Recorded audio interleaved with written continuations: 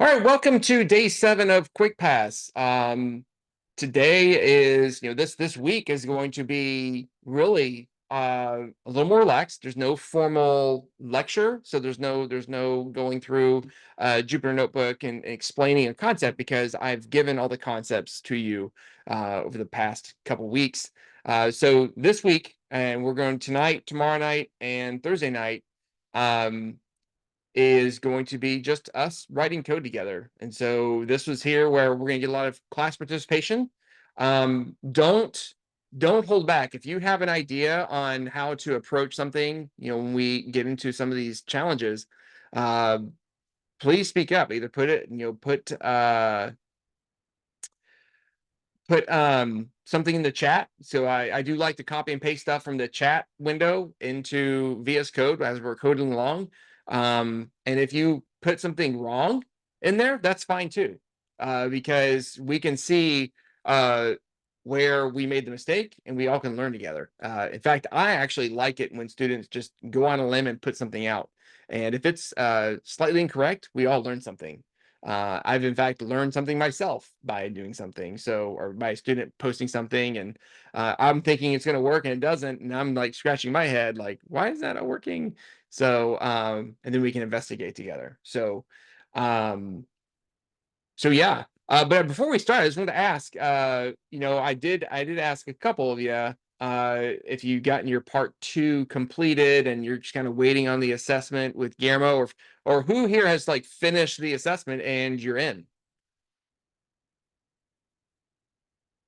I'd imagine that some of you probably, if you've got in, you may not be attending anymore. So, okay, so Amber has the live assessment tomorrow. Good. Okay, Miguel's working on the 3rd challenge. Awesome. Yep, we're at crunch time. So now's the time to get part 2 done. Nice. So looks like we have someone done. That's good. So yeah, if you haven't gotten the part 2 done, nice. Megan just passed. Awesome. So you're still here. So you're willing to stick around and learn something. You don't have to, of course. You can but I mean, I still find value in, attending this class.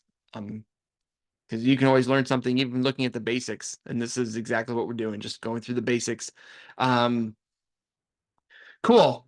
So yeah, this is again day 7, and so we're gonna have just a couple exercises today. We'll probably finish them, and we may move into challenges for tomorrow into the mini project. But we could also go over some of the challenges we had in the exercises. But really, there's no challenges, there's no assignments in any of these lessons. I would rather you focus on the part 2, the assessment, and getting through those through your part 2, so you can get your live coding assessment. Because I would love nothing more than to see everyone here getting accepted and then moving on into a future cohort, whether it be the next one um, or a later one. So, um, oh wow! So Megan did it in JavaScript. That's cool. That's really neat. Let me go ahead and share my screen, and then we can get going. Let me see here. I'll see if I can share the correct screen this time. So this desktop, share, and then reopen chat because it was closes on me.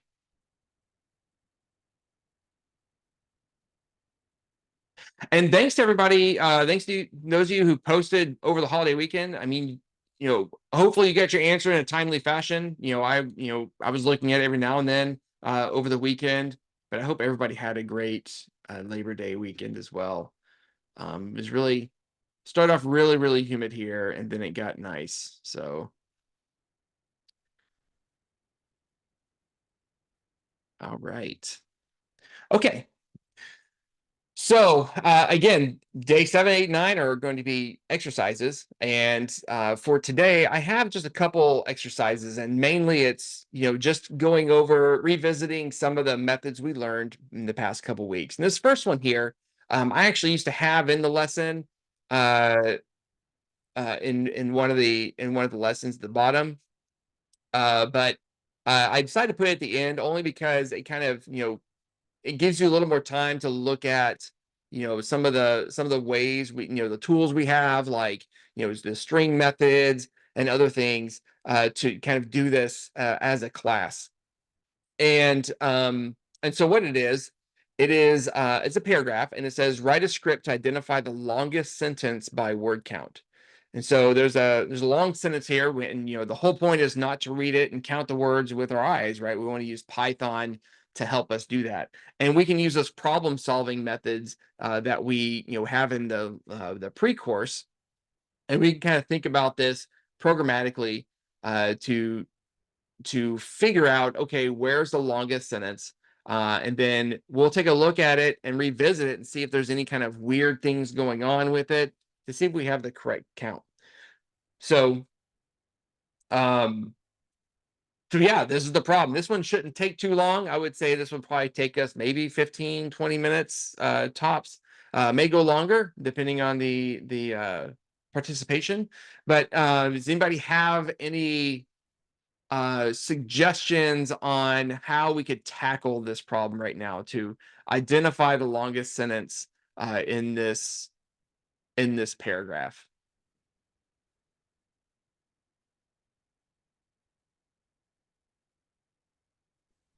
Aaron, can you make it bigger, please? Your screen? Yeah. Is that good?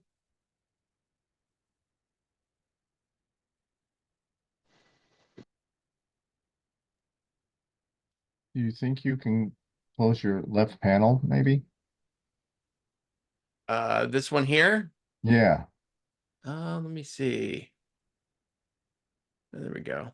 That's about there all you I go. can do. Maybe control minus one time. You would go up more or less? Less. Yeah, you're cut off on the right side I'm cut off on the right side.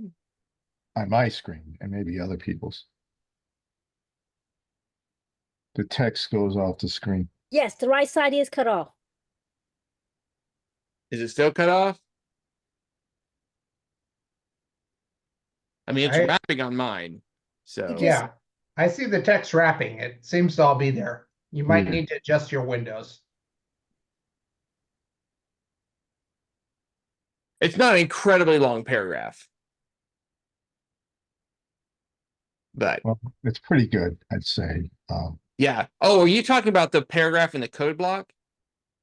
The very top under problem solving exercises in yellow.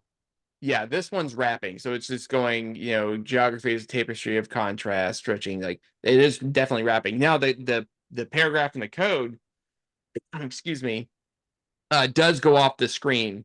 Yeah, It's just one line of code, but it doesn't really affect us. it's probably only that one, huh? Yeah. Okay. So, and we're gonna keep that one as a, I went ahead and defined the paragraph as a variable just so we can get started, because that's going to be our natural first step, right? We want to work with variables, and so we can assign this paragraph to a variable, so we don't have to worry about like writing. We just write the word paragraph. Excuse me.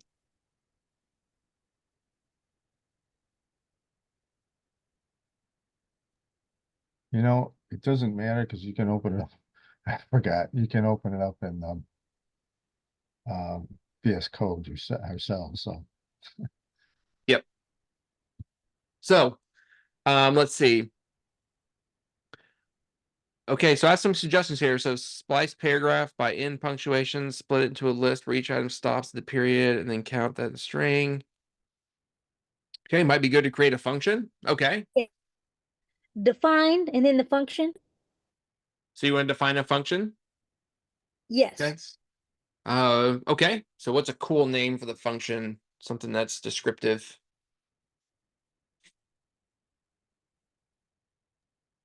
Word count? Yeah, sure. So word count or word counter. Counter. Yes, sir. Okay. Cool. Any parameters?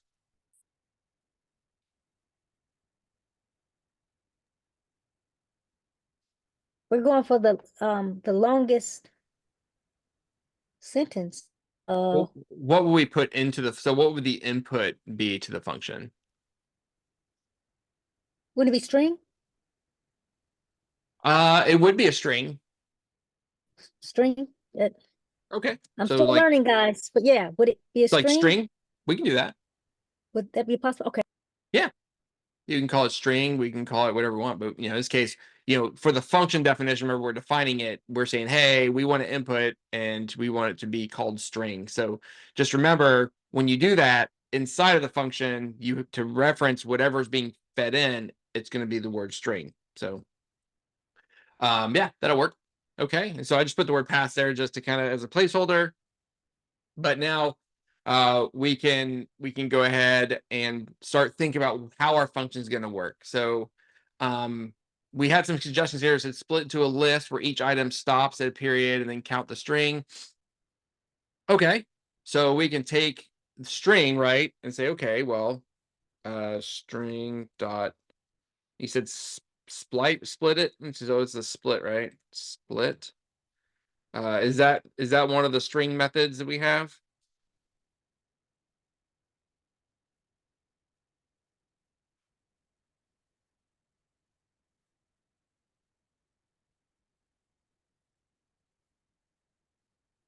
Do you remember how we write the string split?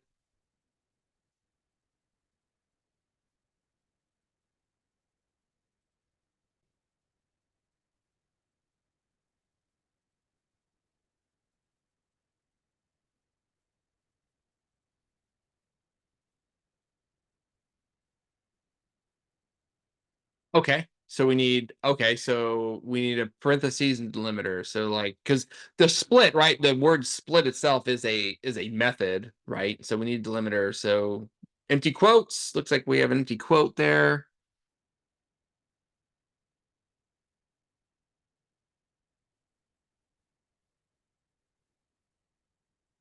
Will that work?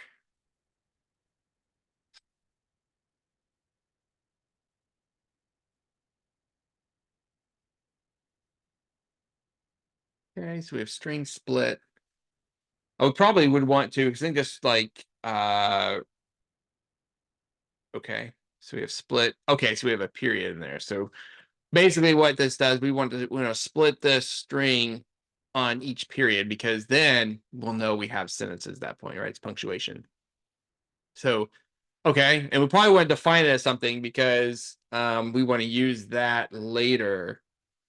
So we could say split string equals string dot split. And then of course we could always, what's another method we have, like when we're like checking progress, what tool do we have at our disposal to do that, like while we're writing a function? Okay, so we can print, right? So we can print and just see how it works. So split string, and then I can just call my function. So I have my function, and I'm not going to return anything. I'm just going to print something and see kind of what it looks like. So I can say, okay. One of the problems is Mount Rainier has a period in it, so it's gonna break up it's gonna think it's a sentence break, but it's not. Okay, so we have like a bit of a curveball. Okay, good. You noticed that early, right? I did that on purpose, of course, for the exercise, but that's great. We already seen that. Oh, wait, we can't really use a period, but we could. We could, as a first like hack, right? We can just, okay, let's just see what we have if we just do this to kind of see what we have. So we can go ahead and say word counter, and then we're going to put in our input. Now we're calling the function, so our parameter is now going to be paragraph, right? And inside the function, paragraph gets redefined as the word string. So that's how the functions work. So if I were to run this and get it into memory and then run this, you can see that we have a list because we have the open and close brackets. And in here, it looks like we have, this is one string, and then there's a comma, then there's another string. Okay, so it looks like it's doing it, and you're right. Yeah, it looks like mount right here, it stops because that's a period, and makes a little small sentence, and then it keeps going. Okay, but we do have, looks like this is working as far as splitting the string. Okay. So we have that. And so now we know we can at least split the string, and we can print out the result to kind of see what it looks like. Okay. So we did that. But we got to keep going. So we'll delete this. We don't need that anymore. We know that split string is working. And now that we have sentences, we're looking for, and the problem is said, write a script to identify the longest sentence by word count.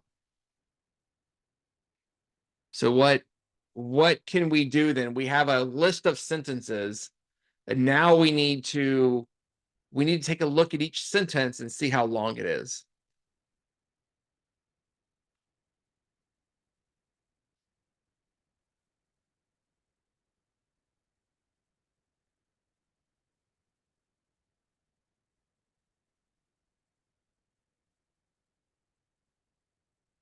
Any ideas of how we would do that? I think you would use an if loop, but first you would assign a variable maybe to the first sentence, and then count it, then count the second sentence, and if that one's more, then replace the variable with the second sentence. Something like that.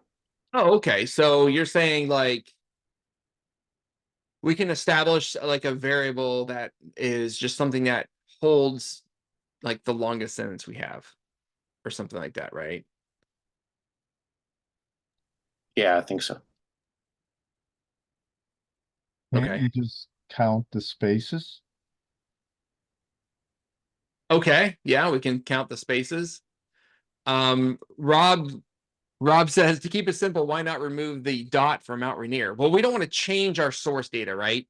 When we're looking at this, we want to keep the data as it is, but we want to get an appropriate, we want to get appropriate word count.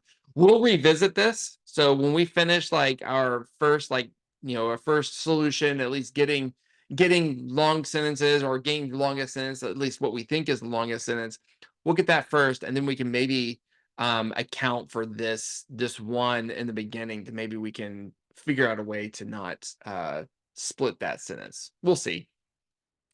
Yeah, you don't want to change your source data, right? Because then you're really kind of you're not keeping the data as it was. You're changing it before you evaluate it. So okay, but we see we have for in and split string do something. Okay, so we want a for loop.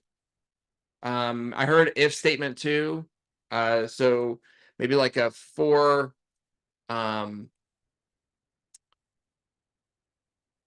so we're looping over, well, we want to loop over a sentence. So we can say like for sentence in split string. Because then, when we do that, we're looping over a single sentence, or each sentence in split string. So we want a for loop in there. And then we want to do something with that sentence. So what could we do?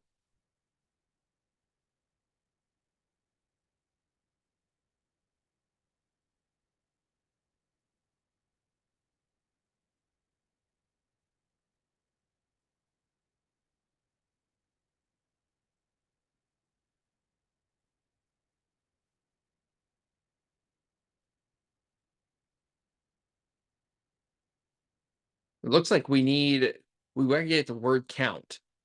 And right now we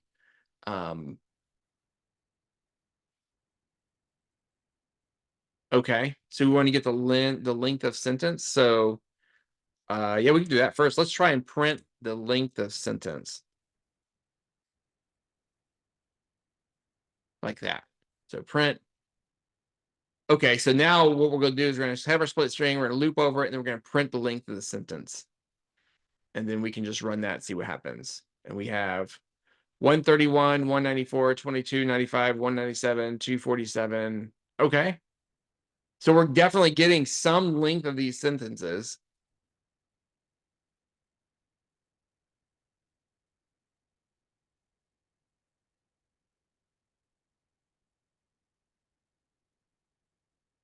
So Miguel says I would create a new list to store the length of each sentence. So you want to create something like up here that can store it, right? So maybe, how about like longest sentence?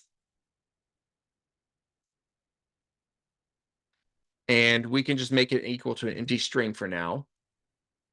I don't know why it does that. Close it. Then it goes with that suggestion. Okay, so we have longest sentence, and then so we print the length of sentence. Now, when I do that, when I print the length of sentence, what is this number? When I print that, this is the first sentence, right? So it should be nestled in the heart of the Pacific Northwest, blah blah blah, right? So what does that 131 represent?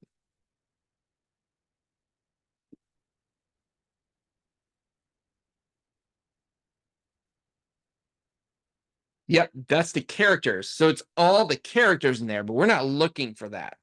We are looking for words. And so, how do we just count the words in a sentence then?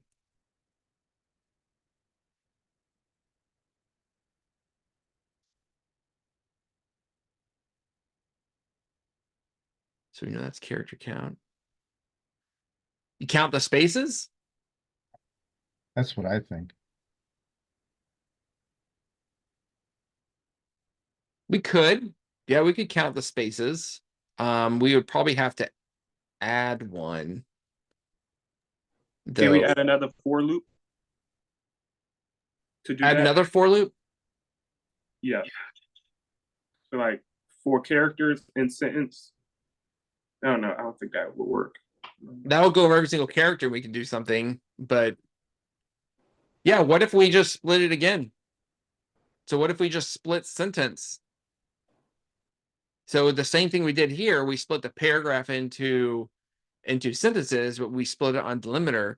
What if we just don't have a delimiter because it defaults to just spaces or white space? So we could say, like,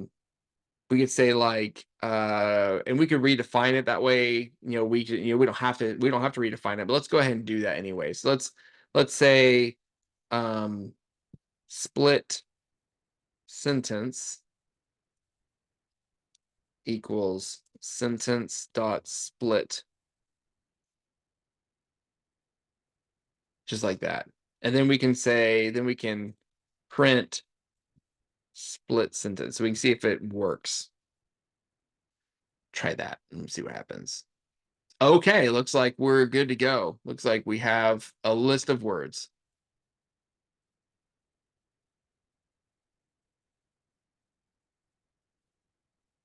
Sweet. So it looks like that worked. We just need to split the sentence again on white space to get items in a list of, to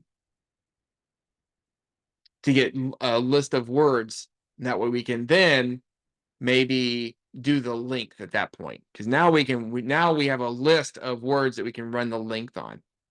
And so we can say len split sentence, and let's go ahead and print that.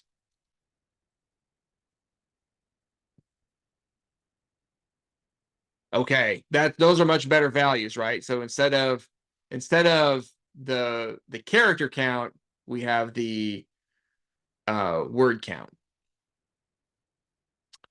So James asks, how does Python recognize sentence in quotes as a reference to the sentence?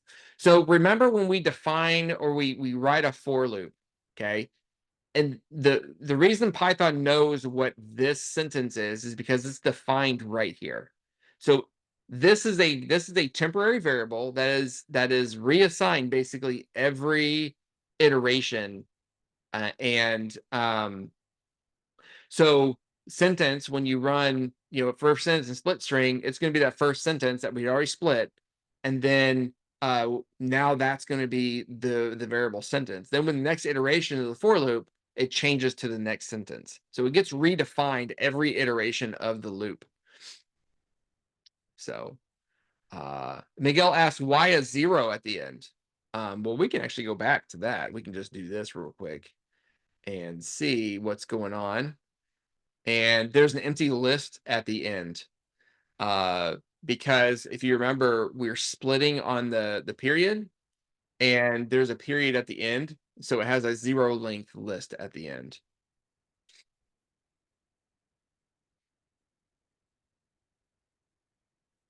It's a good question. So we have our split sentence, and then we have the length. So we know we'll probably need to use the length to get an answer. And we could probably even say, we could probably make a new variable at the beginning of the function to hold the longest or the highest word count. So we could say highest, this would be a really long variable, that's fine. Word count. Highest word count equals, we'll start with 0. Okay. And the reason I'm doing that is because I want to establish a baseline to start evaluating, right? And so I'm going to hold my longest sentence, and right now it's an empty string. And then I want to hold my highest word count. And so we know we have our sentence, and now we can say, okay, well, we have our length of the sentence. That's by using len. We already did that. So we can say at this point, we should be able to do an evaluation, and we can do like an if statement to maybe compare the length of the split sentence to something else. What would that something else be?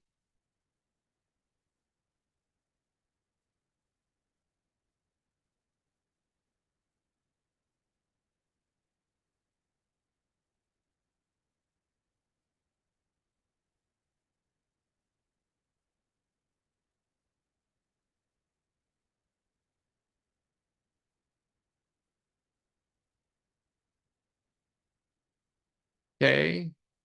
So we have lots of answers came piled in, right? And James, I don't know what happened.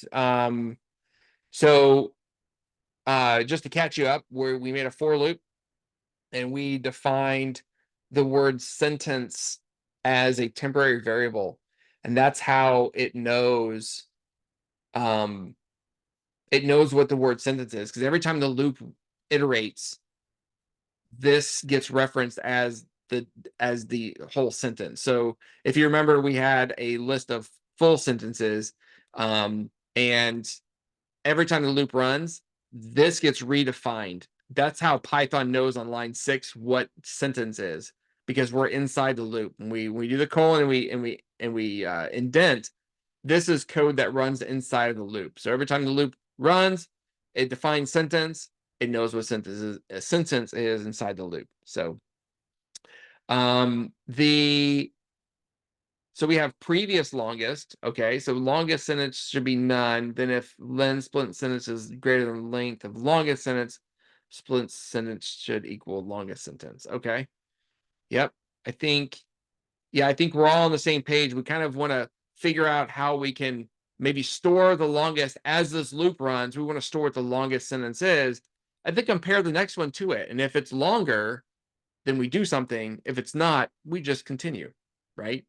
So we can say if length sentence, so len sentence is greater than, and we can probably just say highest word count.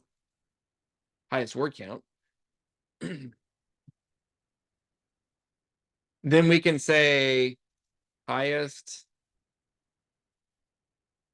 word count equals len sentence, and longest sentence equals sentence.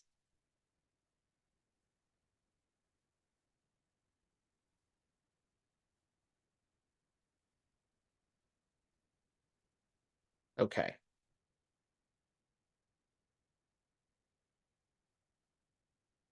And highest word count wouldn't be length of sentence.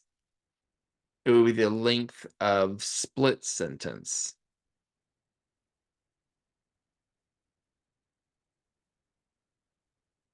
Okay. And then we can return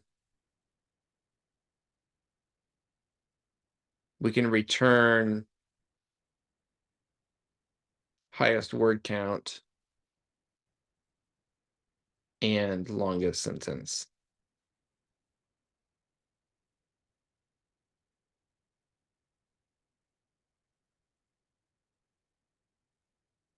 Okay.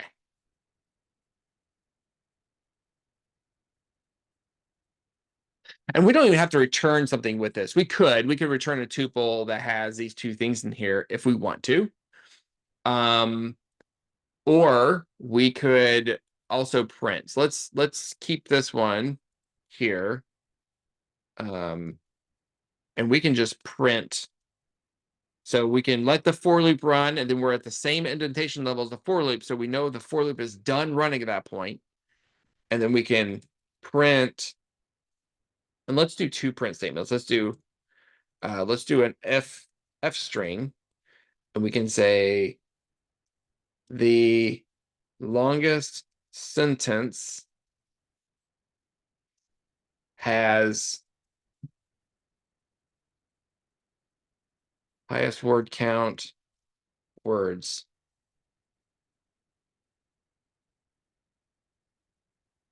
And then we can just print longest sentence like that.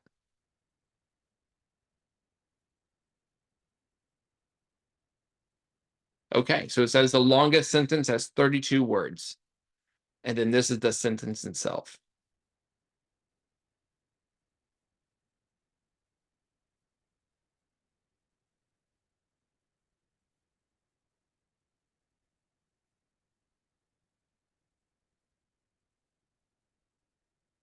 Now we do have an issue, right? We do have the issue with the word Mount Rainier.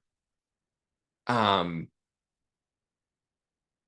can we tackle that? So we got this rough, and it looks like it's not affecting our result because that's not the same sentence.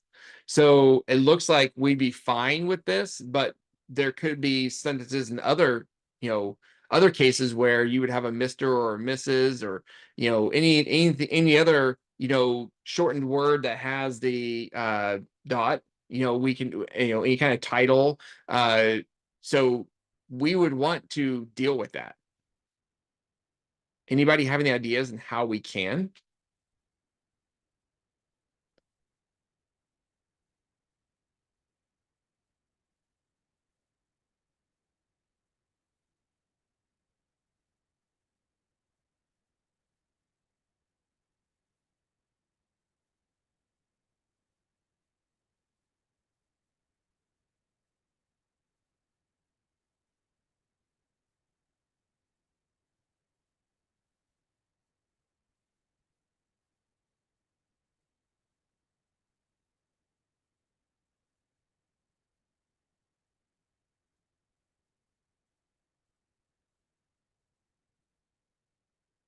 I don't know what that means.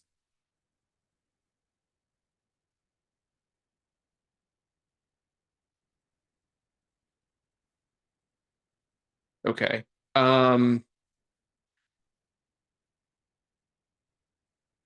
Put what in quotes? I'm sorry. I didn't understand what that meant. So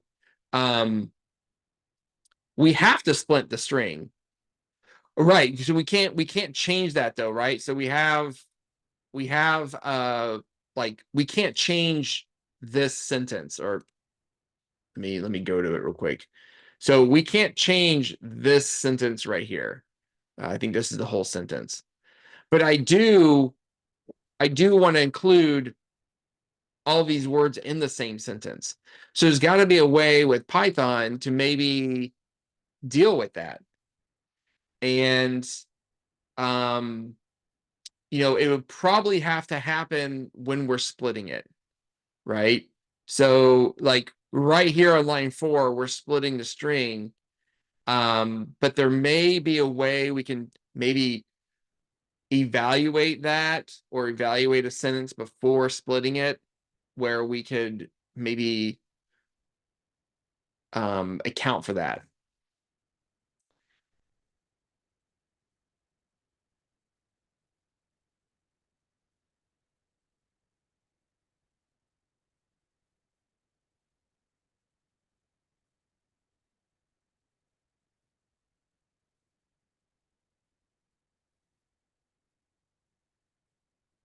So what if we like, let's see, what if we made a list of just some potential things that would cause this problem? So what if we say like unique, let's call it unique list, or unique we can say titles, or just titles, right? So titles equals a list, and we can just, let's just put a few in here, right? So we can say Mr., Mrs. Oh geez. Mrs. We can do Dr.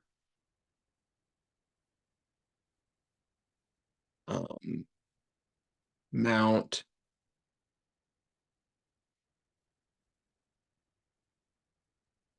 We could go look online and find we could find a bunch of, you know, titles to put into like this list, right?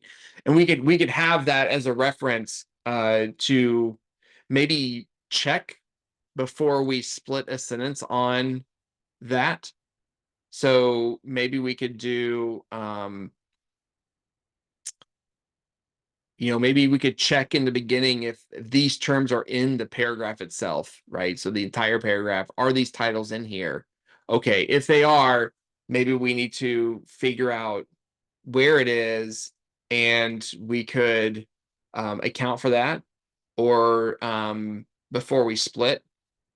Maybe then we could remove that dot initially when we split it, and then look for these letters or these terms afterwards, or maybe put quotes. So someone's drawing on my screen right now. I can't see who did it. I thought I saw, like, I do have like a green like squiggle on my I have like a green squiggle in the middle. I was like, I was thinking to myself, I saw that and I was like, is my screen going bad? Because I didn't know y'all can draw on it. That's funny. Um, okay, yes, the annotate.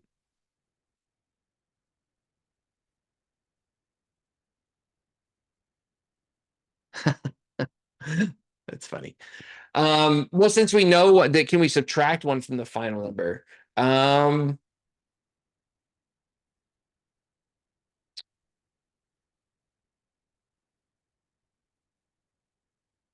Yeah. Since we know there was one, can we subtract one from the final number?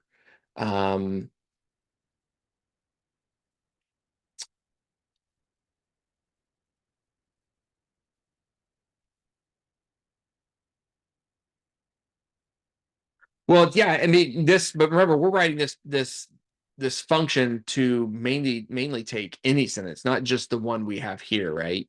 So yeah, I just wanted to kind of maybe think about how we can perhaps not count it. Oh yeah, we need the attendance sheet too. Yeah, let me I'll get a copy of it and paste it. awesome, thank you.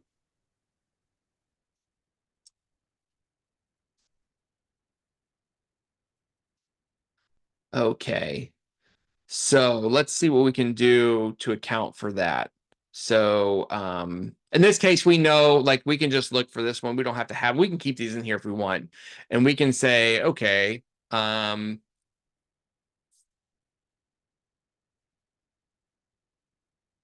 so we want to maybe we maybe want to keep, so when we split, right? When we split something on a delimiter, it removes the delimiter.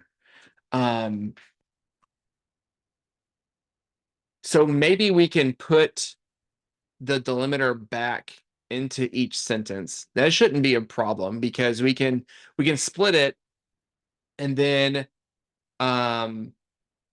we can put the delimiter back into split string by redefining it. But first we want to see which, actually we only need to worry about the titles, right? So what if we did this? What if we said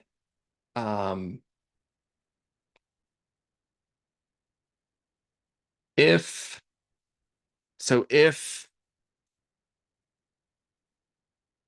let's see here, string split, we're gonna split on that. And then we know it's going to be at the end. So we could say for sentence and split string, we can say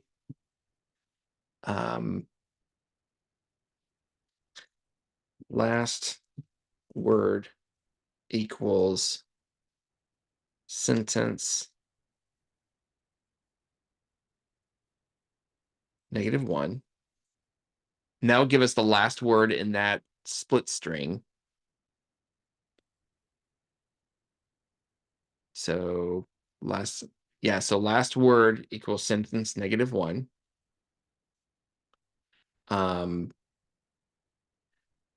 If last word plus in titles, we want to do something, right? So if we know the last word is, because remember we printed it, we had just if it split it on the mount, it would be just MT. So I'm adding it back in. So I'm saying if last word, so I'm concatenating the last word, which will be a string, plus that is in the titles.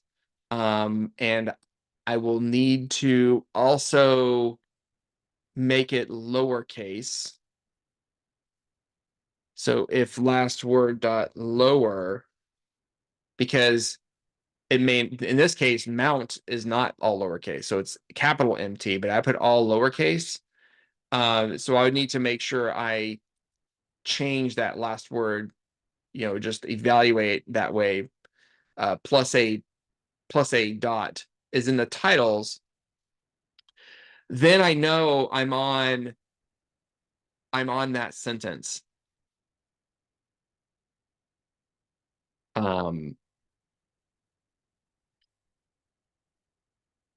So I know then I'm on that sentence with one of the titles in there.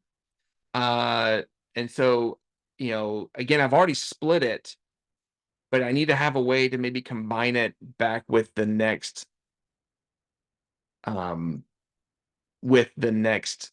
item in that.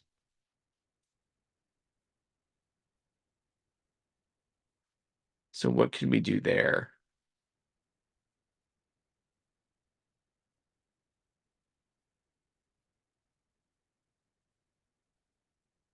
What could we do there? We wouldn't want to do an append. And remember, we're looking at the next one. So, we have this traditional for loop right now. We're just looking at item, but we actually have to combine our current sentence if this is the case, right? So first off, let's see if this code is working, because right now we're just kind of going on, what we developed these last 2 lines of code. We don't know if they're going to work. So let's do this real quick. Let's say print. Let's see if we're at the right. So print last word. Let's just see if we actually reached one of the mount MT, right? So mount for mountain or Mount Rainier. So we can do that first. And let's go ahead and comment the rest of the code out because we don't really need to see it right now. So we can just comment that out and we can run it. Let's see. And okay, so it didn't work. So it didn't give us anything. So something happened. So maybe we can print last word here to see what happened. Okay. Okay, it looks like we're not looking at the word, we're looking at the last character. So okay, because we're looking at so we're looking at the last character. So we're in the wrong portion of the code. So we need to uncomment this real quick. Y'all see what's going on? I'm only looking at the sentence and I thought I was at the word, but I need to actually go further in because right now, so maybe we can look for, maybe then we can loop over the titles to see if it's in the sentence.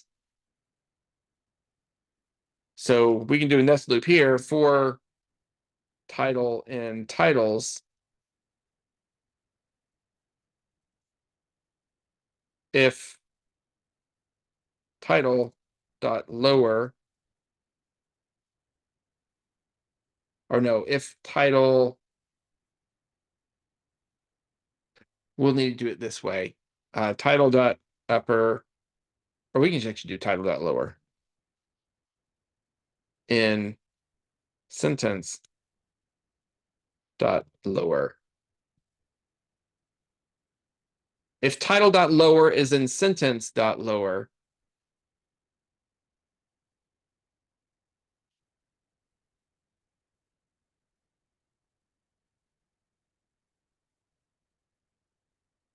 okay. We can then maybe print sentence. So we can print sentence. So we can start there. Let's go ahead and comment the rest of this out. We'll get back to it. So let's try that. Nothing.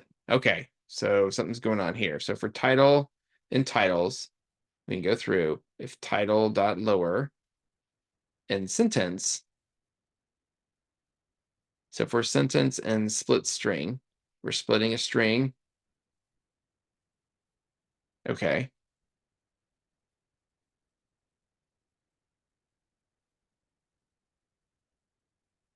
What is sentence?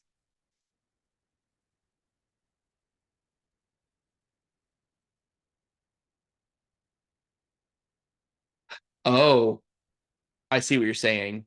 Yep. So sentence lower. Actually, it's going to be sentence.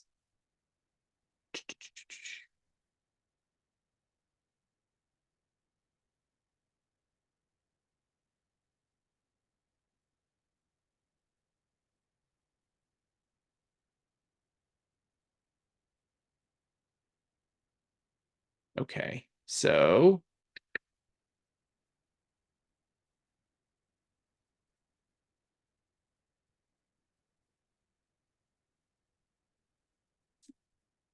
print sentence. Right, so we're gonna do that.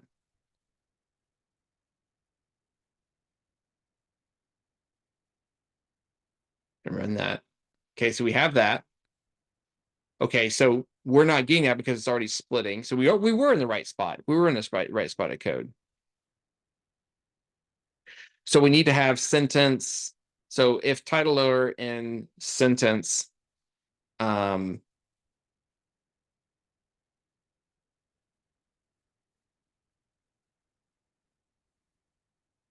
sentence equals sentence plus that. Okay. Let's see if we get it now. Nope, we don't get it. So now we can print sentence.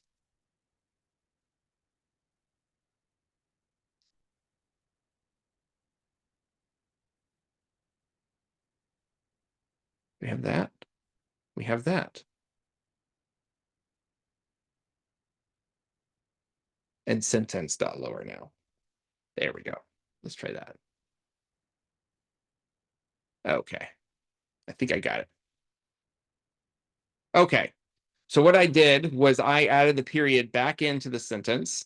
So I looped over the sentence and then I added the period back in because I need to see if my title is in there. It's always going to be at the end of the sentence.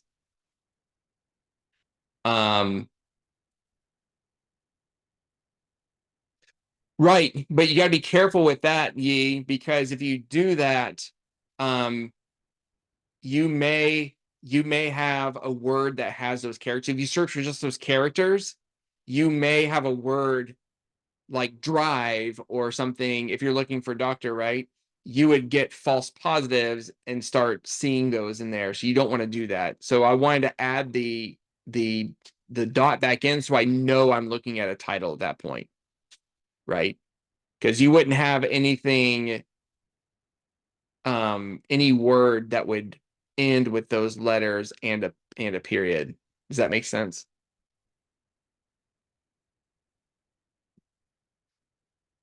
And yeah, so I comment the code by hitting yeah, the command question mark. I'm on Apple. You can use control question mark on a Windows machine. And it gives you the immediate comment, which is super helpful. And then also copying lines of code, I can hit Option Shift down, and it copies my code. And then to move your code, you can just hit Option down, and it'll move it around. So it gives you a way to quickly copy lines and move them as you need. And so now what we've done is we have our sentence and split string, and we're saying, okay, I want to redefine sentence with my period again so I can look at it. And then I'm going to take a look and see if one of my titles is in my sentence. And it is. And so if that's the case, I would need to somehow combine it with the other sentences or with the following sentence. And so there's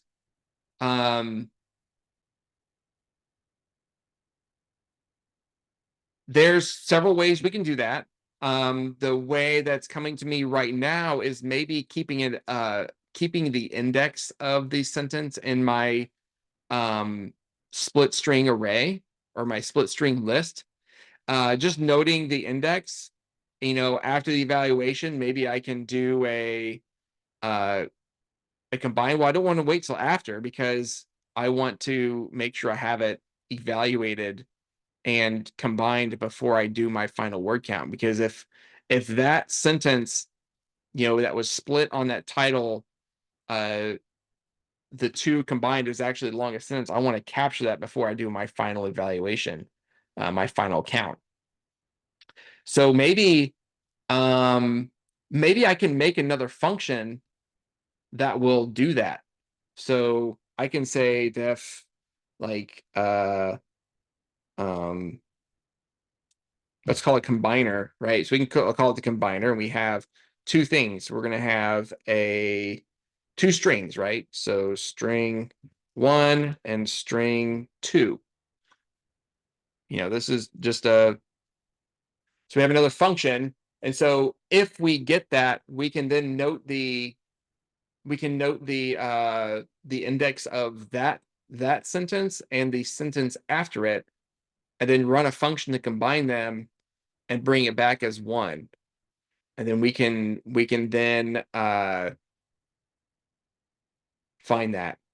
Or we can totally change our approach and find these titles in the main paragraph before we do anything. But we still have to split it. So in this case, we have we want to combine our sentence with the other one. So let's see how we can do that. If we're in a loop already and then we start changing indexes, then we may not want to do this. If we're doing that, we change the length of our list, it will mess up our loop. So what if we had a special case, like a special variable that held a word count of like a string with a title, and then use that to combine with a following sentence? Maybe we could do that. Yeah, in fact, Regina said, "Hey, she's going to take a quick break." I think that's a good idea to take a break anyway, because we're already been in class for 1 hour already. So yeah, let's go ahead and take a 10-minute break.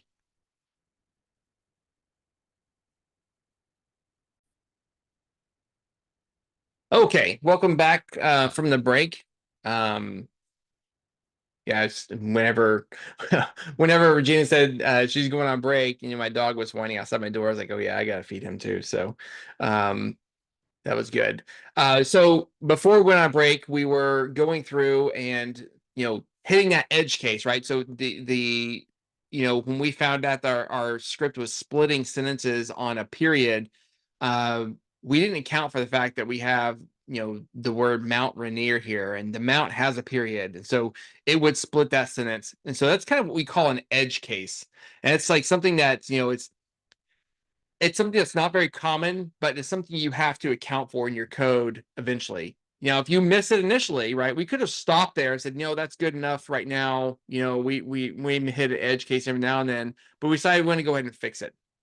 And we have to realize, okay, now we have to deal with this edge case. And we said, okay, well, we'll go ahead and make a list of titles, that are common. This could even grow to more and more cases depending on, all the different titles that we have that are shortened like this. We could put them all into this big list and then, check to see if they're in there, right? And so in this case, we initially split our sentence into, the list of sentences, and because this split method removes that delimiter when we split it, we needed to add it back into each sentence so we can check to see if one of those sentences actually does have one of these titles in there. In this case, we did, right? So we went ahead and commented out the rest of the code so we can kind of see where we're at. In this case, we said for title and title, so we're going to loop over these titles and check to see if title.lower, which they're already lowercase, but we haven't did it anyway, is in sentence.lower. And we want to print the sentence. And we did print that one sentence down here. So we found a sentence that does have that period in there. And so we know we're working with that. And now what I'm doing is I want to go ahead and make a couple more variables that we're going to have outside of our loop that we can reference if we have that case. And a couple things I'm going to do is I'm going to change my for loop into an enumerate. And the reason I'm going to do that is so I can keep track of indexes, and then I can actually even maybe move these sentences into like variables to hold them, and I can then combine them into a sentence and put it back into the I can then get that count or something. I'm trying to, brainstorm our way of figuring this out, right?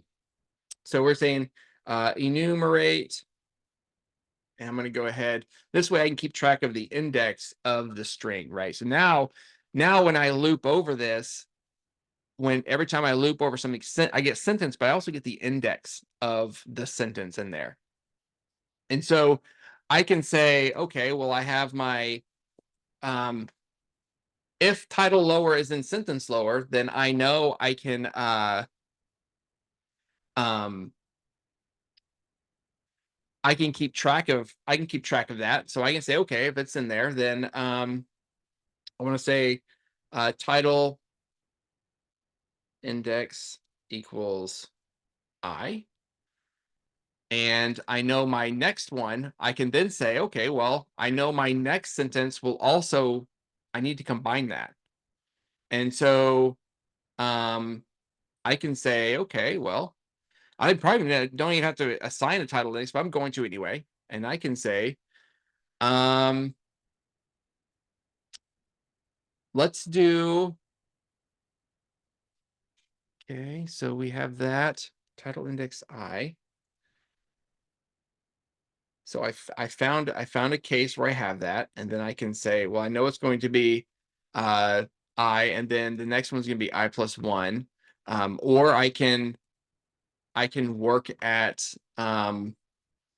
maybe combining them. So maybe I can then just combine both of those sentences into one and keep that as well as highest word count. So if I were to do that, right? So if I were to take, if I knew I had a sentence with one of my titles in there, I can then right here, because I'm enumerating, I can go ahead and combine my word counts from this current sentence. Oh, I am not showing my code. Am I sharing my screen? I should be sharing my screen.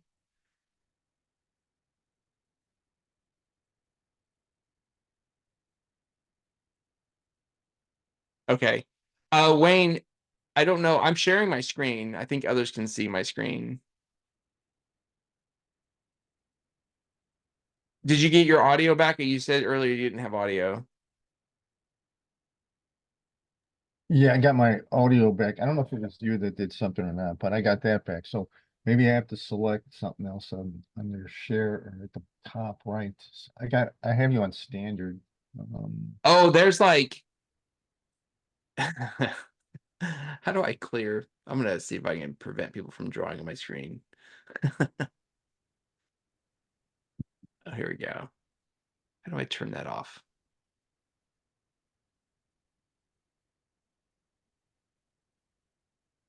How do I turn off annotations on here? Disable annotation for others. Okay. Don't know How, what else to do. how do I clear annotations? How do I do that?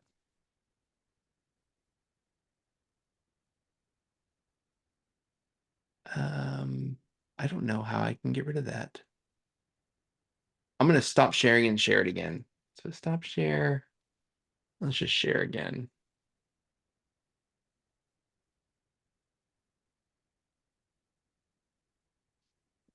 Okay.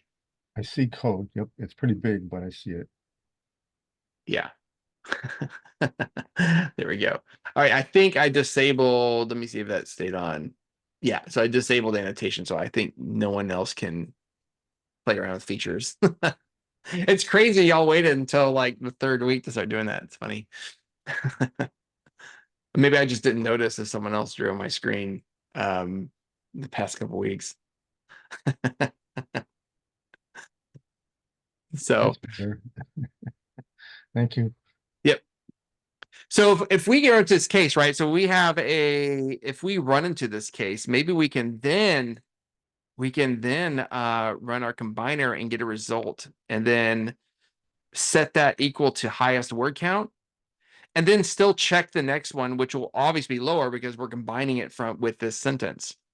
So maybe we can use this function and we can do something like this. So let's say if title.lower is in sentence lower, then I need to grab this index and I can say combiner. And I haven't written the code yet, but combiner, and I'm going to say split string. So let's see, split string.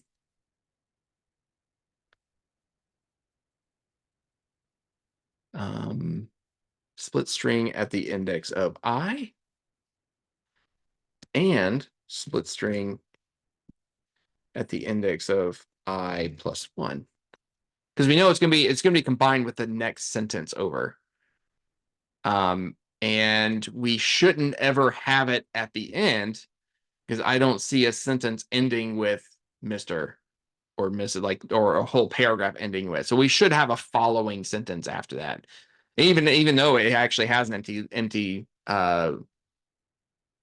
list at the end of anyway for the last period. So I think we should be fine with doing an I plus 1. We'll never have a case where it would run with list index out of range error that we've seen before.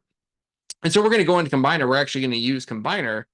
And what that's going to do is we'll have our split string and it's going to be there's going to be 2 sentences, and we need to then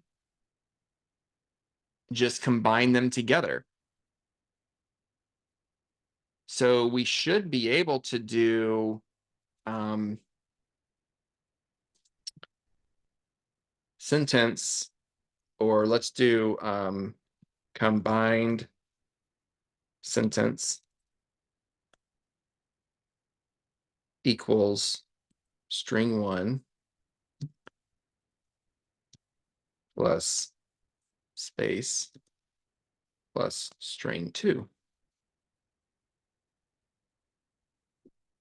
And we can say, this is our combined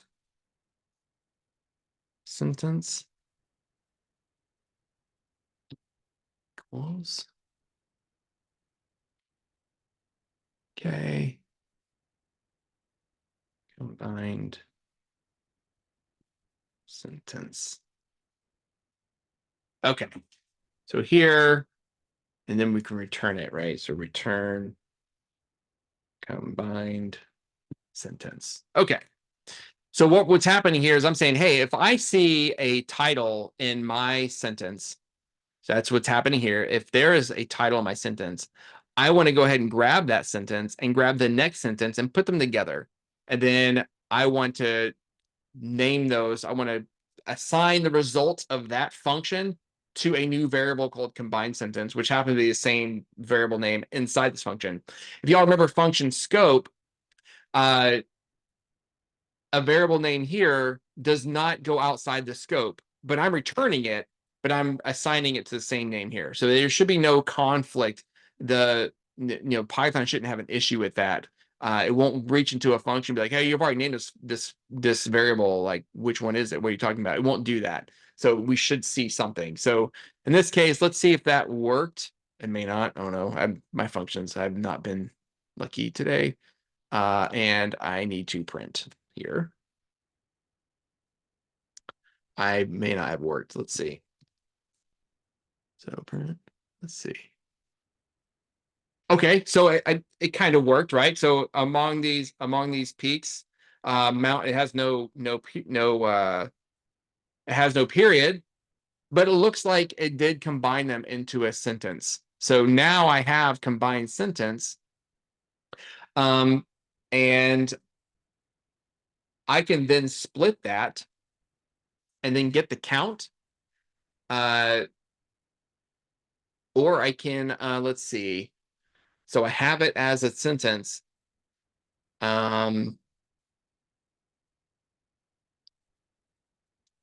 Okay, so in the original split, the space after the period was never removed.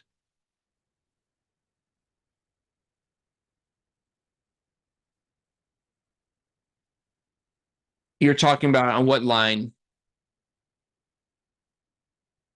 Line 13? So you're saying there was no space after it? Or line 11?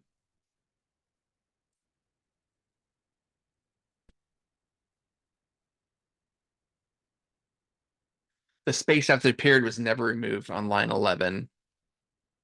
So when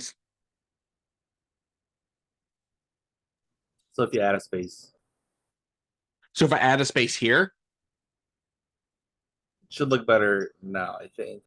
oh, okay. So you're saying that, and then oh, I see. Okay, I see what you're saying. Yeah. Okay. So I would then not have that. Let me see how that looks. Nope, I would didn't have that. Okay. Plus like that. And then okay, so Mount Rainier stands as a sentinel. Okay. So now we have a sentence that, and we're saying, hey, if that's the case, we can combine it. And then we could even call another function then on these two. And still call the function on the following sentence if we want to, because it will not end up, but we should be good to go. And so if we go back, I think we did here, we can get rid of that. Okay.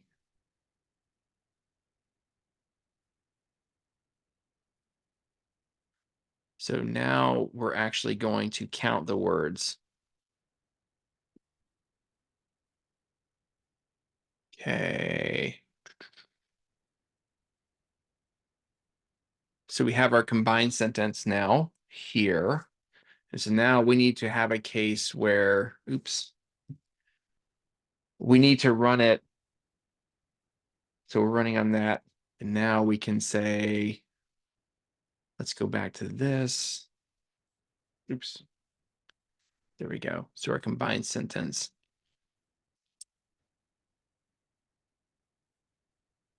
Title lower, combined sentence. And then to brute force it, we can and we don't have to fix Mount Rainier because we're not actually changing the source sentence, and we're just trying to get word counts, and there's a space now, so it should give us the correct word count too. We wouldn't have to fix that.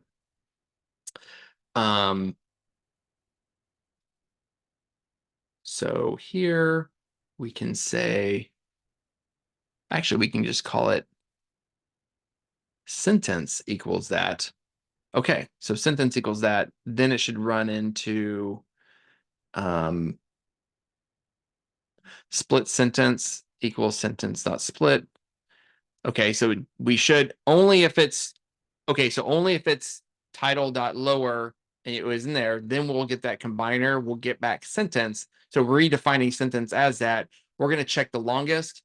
And okay, so this one should work. It's going to check the combined sentence first and then check the following sentence.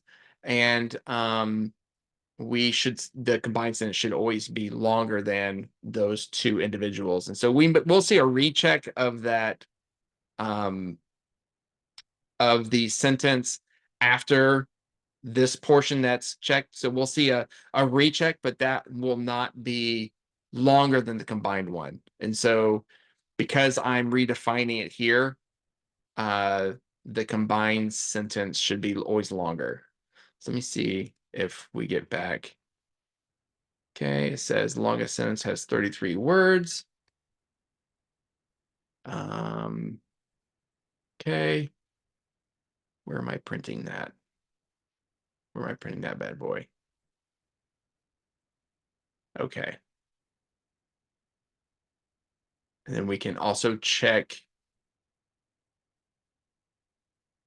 that by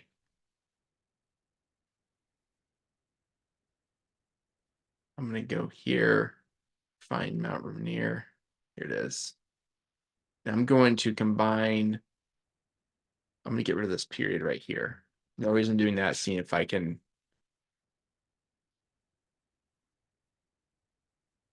Okay.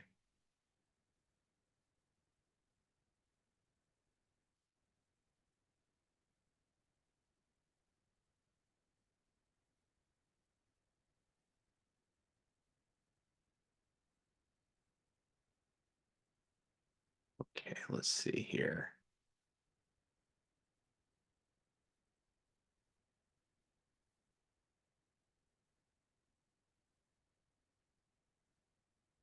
That should give me a super long sentence, right?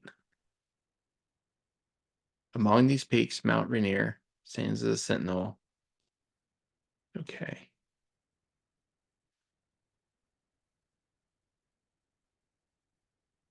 Okay.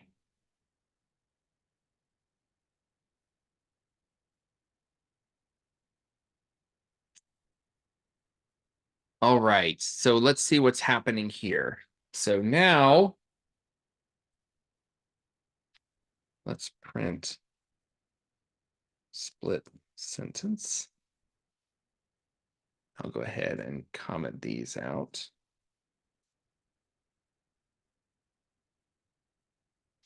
I'm gonna comment out, run it real quick. Okay.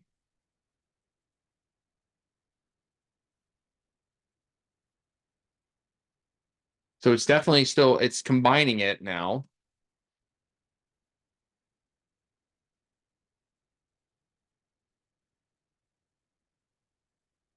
Oh, I wonder if it's just still longer. Okay, so it's it's still longer.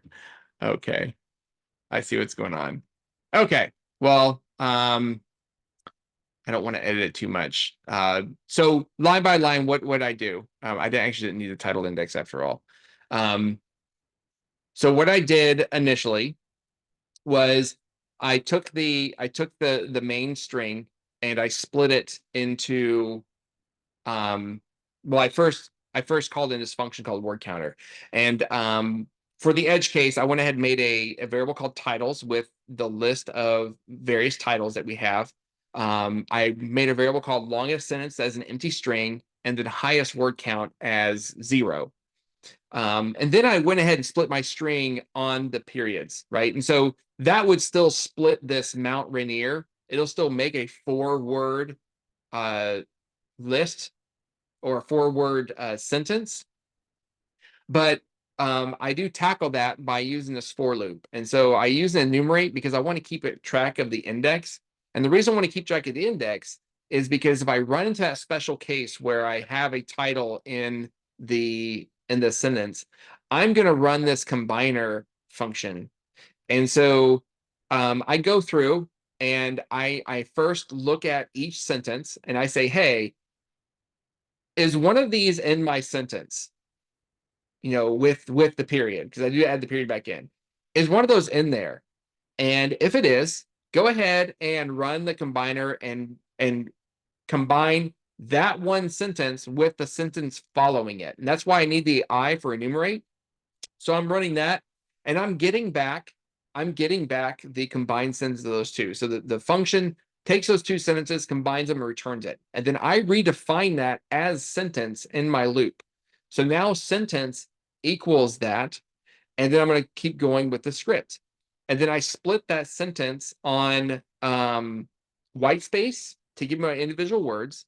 And I'm printing that. And so I changed the initial sentence and got rid of the period separating the two, so I can see how long it was, see if it still gave me a list of words, and it does. So if you took a look right here, this capital T, that should have been a split, but it didn't split because I got rid of the period. So it worked. It combined the Mount Rainier with the following sentence, and it worked. So unfortunately, that longest sentence still was longer than all those combined. And then I run the script as normal as we did before. And so then it gives me the longest word count and everything else. So that script worked. I will probably change this for another class so we can see how it actually, combines it. But it definitely worked. And so you kind of saw the whole process of kind of establishing, how we're going to run the code and split the sentence. And then the loop just keeps going through each one and compares the longest one or the highest word count with each split sentence. And if it's longer, it redefines it. If it's not, it just continues through the rest of the loop. So that's the end of that one. Are there any big questions on that? We have about an hour and a half to work through this next one. But I did want to move on to the phone number scrubber. So this is another exercise where we're kind of taking data and we're evaluating it, we're cleaning it, and we're doing things with it and changing form. And that's really one of the big parts of programming is you're taking data and you're manipulating it, changing the form, and getting a result. And so in this case, imagine you work for a company that has a list of customer phone numbers in various formats, and your task is to standardize these phone numbers. So let's say you pulled something from a database that had all these numbers in there that were user entered. So there could be mistakes, there could be other things going on. And it says, write a function that checks if all the phone numbers in the below dictionary are United States numbers, and that's country code +1. If a number is not, the customer should be moved to a new dictionary called foreign customers. And then a number with no country code is assumed to be in the United States if the phone number is 10 digits. So additionally, we want to format all the United States numbers as the numbers with the dashes between the area code and the first 3, and then the dash between the first 3 and the last 4. So I have a dictionary with customers here, and I have their name as the key. If we remember, when we look at a dictionary, we have the curly braces on the outside, and then we have our key, and then the colon. The presence of a colon inside these curly braces tells me I have a dictionary, and they're key value pairs. And so I have my key right here, which is immutable data type. It's a string. And then I have my value. In this case, I have a bunch of strings as well. And I have all these different formats for these numbers. And you can see like, 534.521.3618. I have the parentheses around some of them. And so we got to approach that. We have to figure out, well, how are we going to tackle that? And so any ideas on that?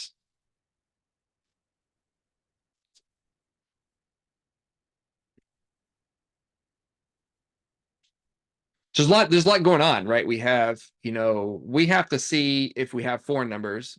We have to see if we have United States numbers. How can we filter all that data out? Chat GPT it. We definitely could. I'm gonna say that I use Copilot. It has Chat GPT behind, but to make some of these problems, I use Copilot. So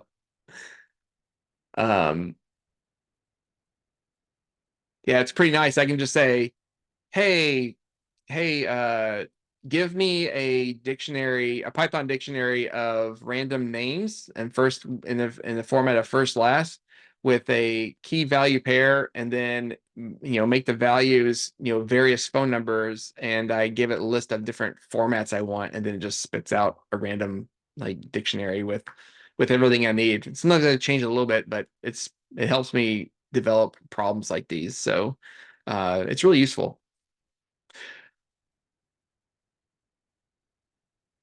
Okay, so it's here we have create an empty list called US customers and one for foreign customers. Okay. A function that searches for a number and counts them. Okay. If else statements to rule out the +1 numbers. Okay. So it looks like we have some this we want to write some decision making. And the problem, it says if the number is not a United States number, that customer should be moved to a new dictionary called foreign customers. So maybe we could start there, right? So we know we're going to have we're going to have a dictionary called foreign customers, because that's what we're going to be putting customers into. We know that for a fact. Okay. And then it says United States numbers have a country code +1. So the +1 is a United States number. And then it says a number with no country code is assumed to be United States if the phone number is 10 digits. So if we read that, we know that we can probably go ahead and process anything that's not +1. So if it has like I think we saw an example right in the beginning, did we not? A +2, right? We know that's a foreign customer. So we know this one here is a foreign customer right off the bat because it's not a +1.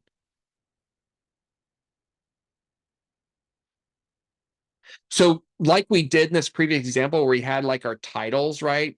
Maybe we can have like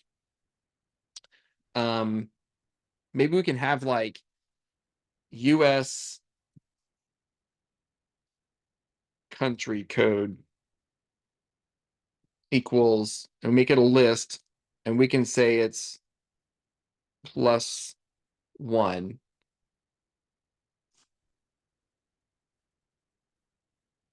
And we can go with that. So the US country code is +1.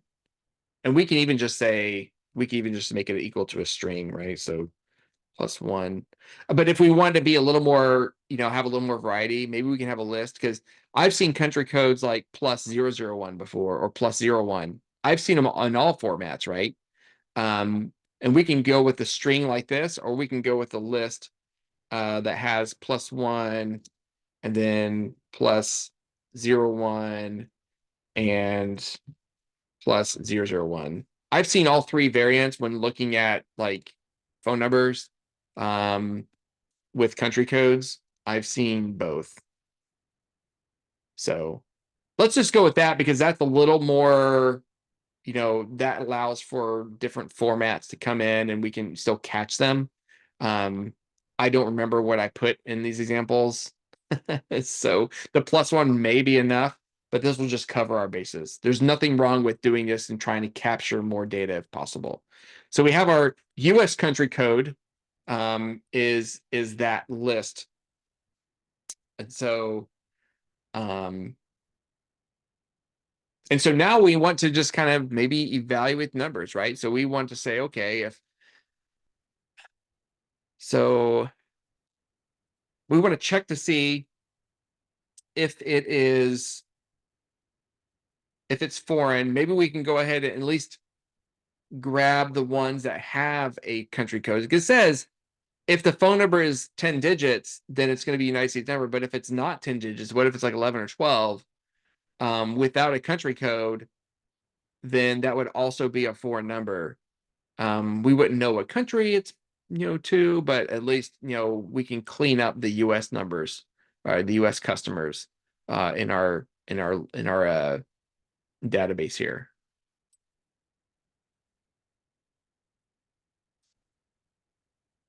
So maybe we can start there and we can say, okay, let's take a look at the numbers that have a country code.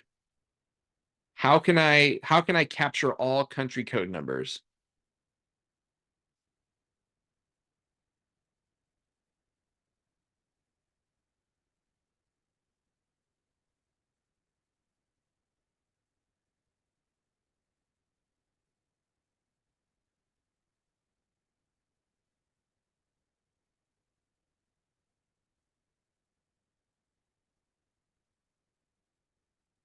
And then Daniela did say, if else it's real, the +1 numbers, but maybe we can do maybe just numbers with a plus in them, right? All the country codes, if they have a country code, are going to have that plus symbol in there, right?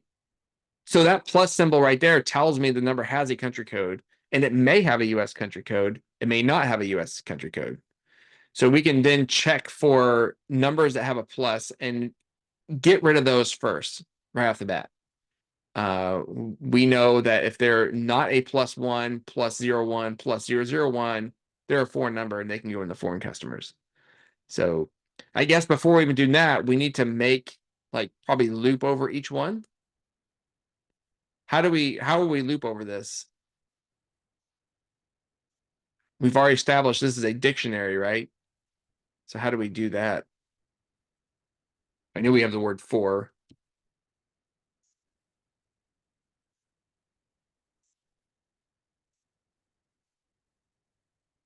So for key K, comma V, so key, comma value in customers dot items, right? Because we want to loop over items because we want to see the key and the value. Remember the dot items Python method will give you a list like object with tuples inside that you can evaluate. So in this case, every time this loop iterates, it's going to grab this key value pair, and K is going to be assigned to Andrea Pena, and then value is to be the number, and then when it gets done, it's going to go to the next one, and then K becomes David Blanchard, the value becomes his number, so on down the line. Okay, so in this case, we want to loop over and say, okay, well,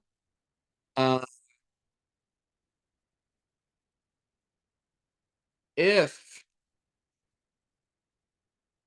that is in V, right? So if that's in value, then I want to check to see if it's in the US country codes.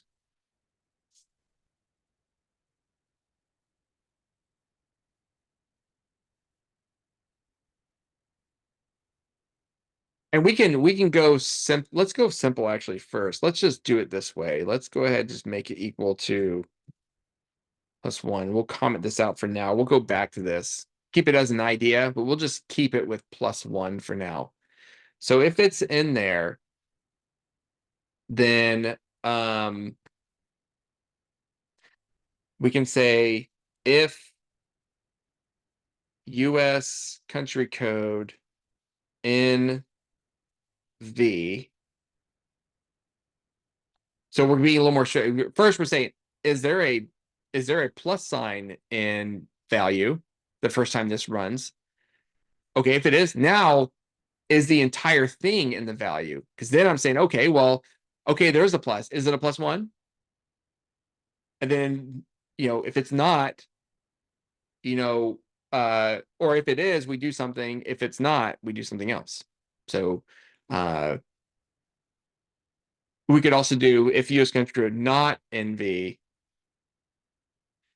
then we can say, cool. Foreign customers. Okay, how do I put something from one dictionary into another dictionary, right? Because I have one dictionary here, and I want to, if it's the country code is not in value, so if there is a plus, but +1 is not in there, then I want to move this. I'll not move it, but like get this data over to another dictionary. Do we know what dictionary method will allow us to do that?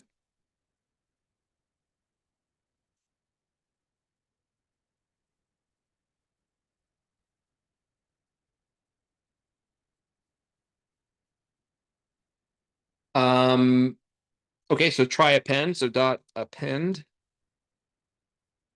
That's not turning green. I don't think that'll work. Dot union. I don't think that'll work either. I don't think union is a dictionary method. Neither is append. What are the dictionary methods? So you can hit dot and then just see, right?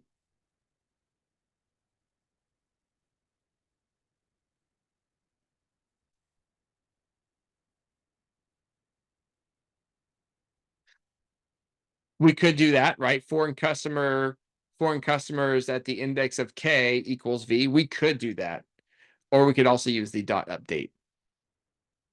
So dot update. And we can say K, V. I believe that's how it works. If I'm not mistaken.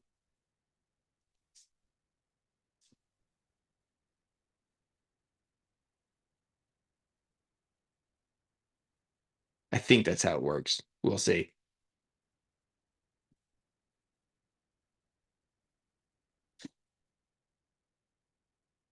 I think that actually has to be a full dictionary. I don't think that's actually how we would do it. I think actually the way Amber suggested is the right way.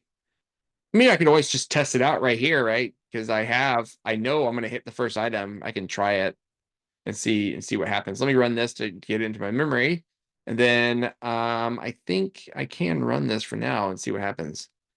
So it gives me, yep, okay. So it gives me right there, it only expects one argument. So I need to give it a full-on like dictionary name, which I don't have. I mean, I could define I could define this as a new dictionary item if I want to, or I can just do foreign customers at the index of K, or not K, the key of K equals V. I could do it that way.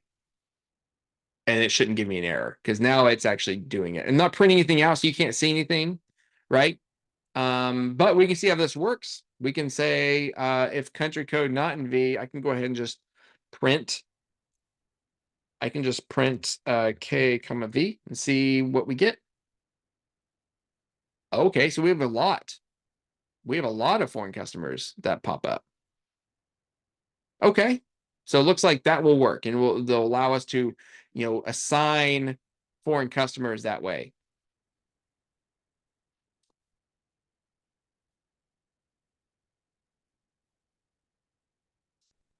Any questions so far? on kind of the thinking that we're going along with.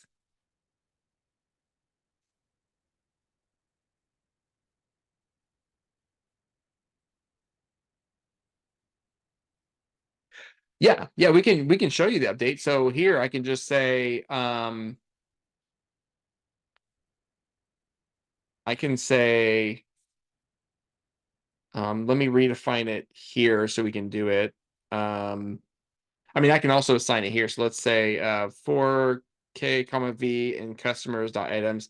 I can say my let's say new dictionary equals, and I can say KB. I can do it that way. And then I can say new customers dot update new dictionary, like that. That should work too. And then I can run that loop and then actually print out foreign customers. And there we go. So it updated so you would have to basically make like a temporary new dictionary every time this loop iterates to do the update method. But in this case, you wouldn't do that. That's an unnecessary extra step because you can also just say, because you're giving it a new key, a new value each time. Well, I mean, to be honest, like you could have the same key, like if it's the same name. This would be a terrible thing to do if you had anybody with the same name. It would break your dictionary. You would want to have like user IDs, but in this case, we want to keep it like that. And that gives us the same result. Does that make sense, Daniel?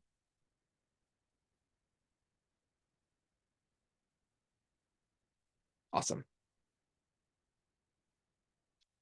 Yep, you're welcome. Okay. So we have at least some foreign customers. Do we have all of them? Maybe, maybe not. And so we've at least got a good first push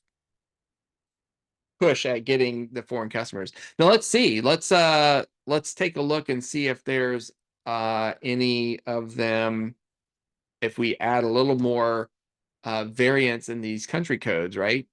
If that's the case here, then we would need to do something else because now we're dealing with a list and we're saying if US country code not in value of the item we're looping over. So we need to change the way this is because now we're dealing with a list.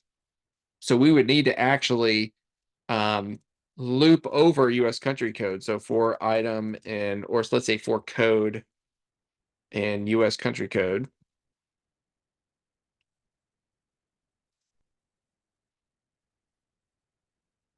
And then if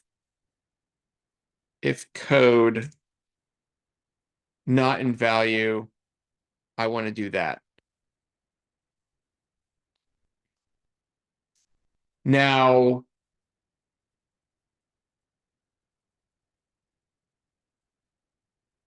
what would, so this brings up an interesting question, right? So I'm going to loop over my key value. So I'm going to get the first time I run, I'm going to get Andrea Pena right there. So it's going to be added, right?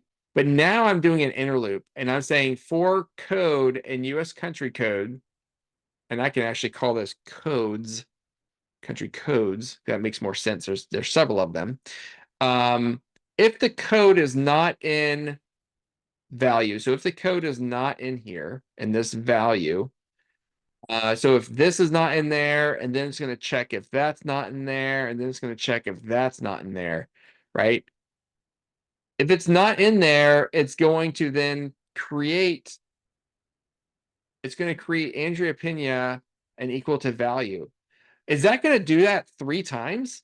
Am I going to have like a bunch of Andrea Pena keys?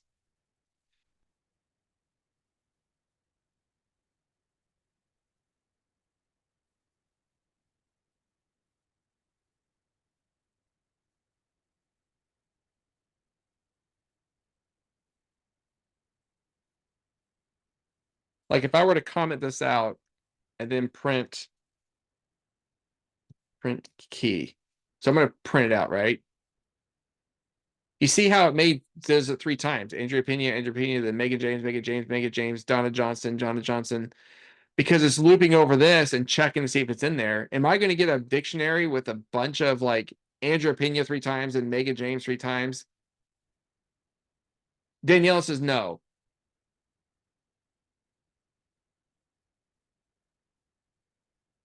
Anybody else? Right. Keys can't be duplicated. So that would be fine to do. It wouldn't hurt anything because it would just put in there once. And if it did it several times, it wouldn't hurt anything. It won't overwrite anything. It's only going to happen once. And because it's looking at the same item anyway, it really wouldn't matter. So if I ran that, and then printed foreign customers again.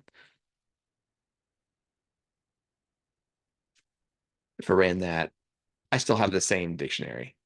So I could do it that way. And I don't think it changed. Did it change it at all? I don't know if it did or not. I don't think it did. So, but it could be like an edge case I can introduce as something, right? I can put a, +01 or something in there, one of them.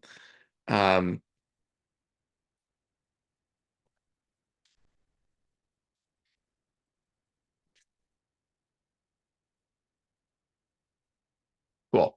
All right, so we have that. At least right now we have gone through and we found a lot of the 4 numbers. Probably most, if not all of them already. We could have some 4 numbers don't have a country code. But that was a good first scrub. So that's actually a pretty good stopping point because we are at 8 o'clock. We can take a small break. So let's take a 10-minute break and then we can finish up this. So let me go and stop the recording. That's a good question, actually, Miguel. What if there was 2 different Andrea Pena? Then you would have a broken source data set because you have to have unique keys. And that's why I said earlier, I said, this would be a terrible way to hold data, especially if you were allowing anybody to register and put their number into your database. You wouldn't want to have first, last name as a key because you could have different Andrea Penas. And just like you can look in the phone directory and see there's several people named Michael Smith. So you would need to have like a unique name ID or a unique ID, and that's how most code is. I would say probably all code is. If you have any sort of like user database, they're going to have a unique key to their user. That way, you know which person you're dealing with. So, and you can figure that out with their email address and some other unique pieces of item to figure out who is who. So yeah, in this case, we'd be only dealing with one Andrea Pena. I don't think I have another one in this dictionary. Yeah. Yep.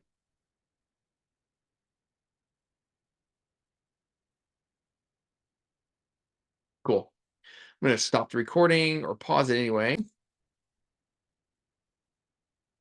Okay, I believe I'm still sharing my screen. So welcome back, everybody, from the break. We're going to resume this phone number challenge, right? So we broke down the problem and we found out that we can get foreign customers.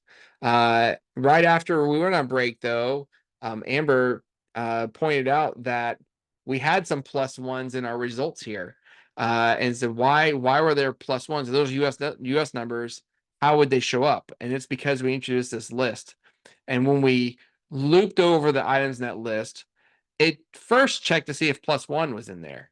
And it was. And so it wouldn't add it to foreign customers because we only would add it if the country code was not in V. But when it went to the next one and said, hey, is +01 in there? Well, +01 is not the same as +1. It added the +1 numbers into foreign customers. So we probably need to approach this a different way. If we're going to loop over these, if we're going to loop over these country codes, we probably want to, instead of looking if it's not in there, maybe we should see if it is in there, and then we can hit continue and otherwise add. So in this case, we want to go ahead and do that, and then put this back, and then change that to code, and then tab this over. There we go. All right.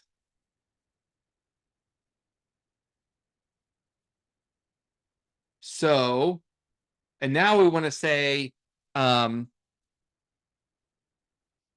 if the code is in value, then we want to continue.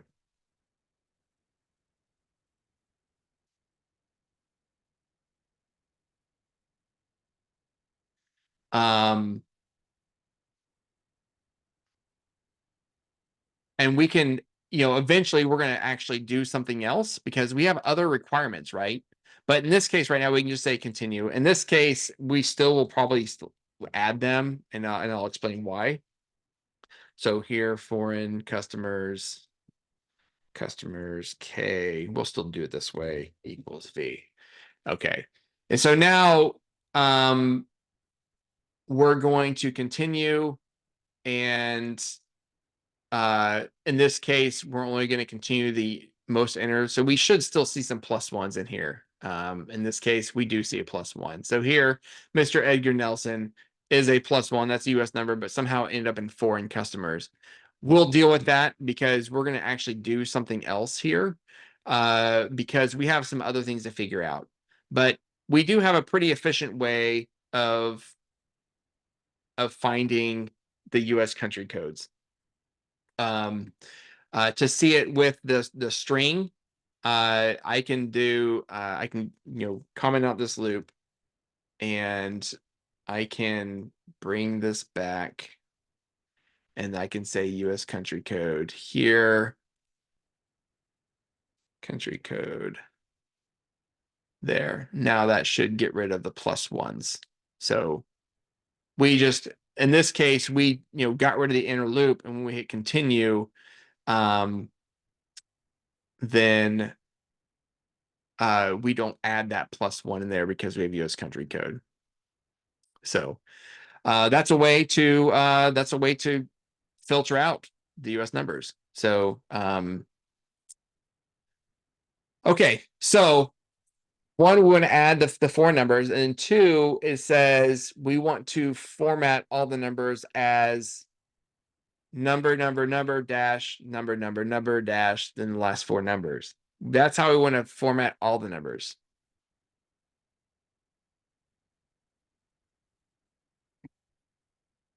So you said, so you need both the list and the individual country code variable.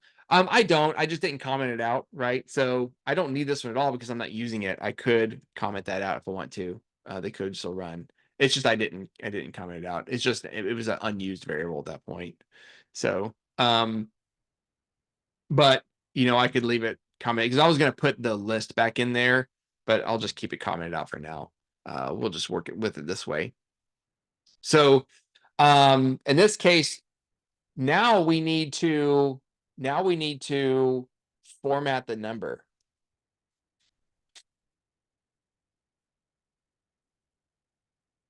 And so we need to take a look at all of our numbers, not just the foreign ones. We have the foreign ones here, right? But we want to take any number that has this kind of formatting or this kind of formatting, and we want to make it all the same.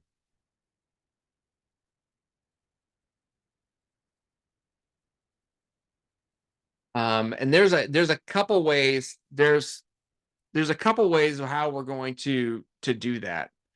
And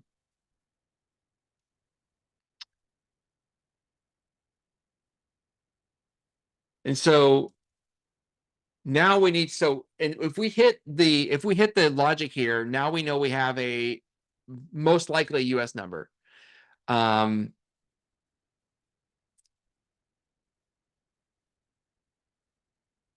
what can we do to make sure we get it formatted?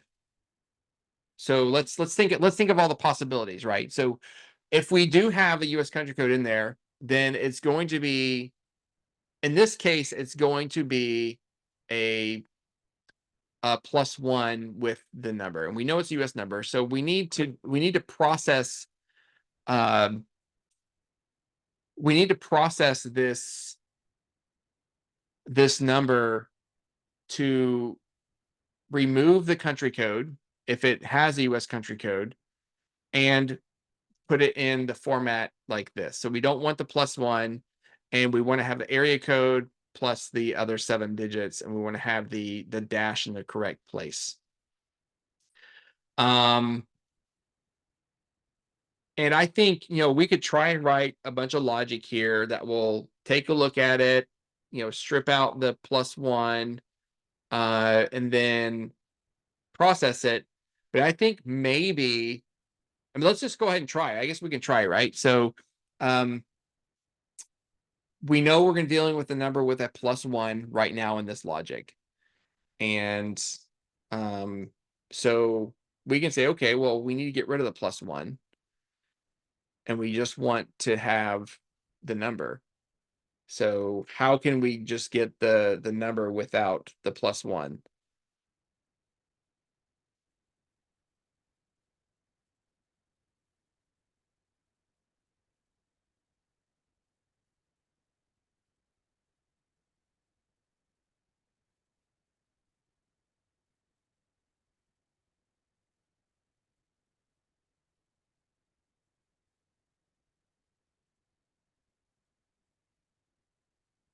So maybe we could say, and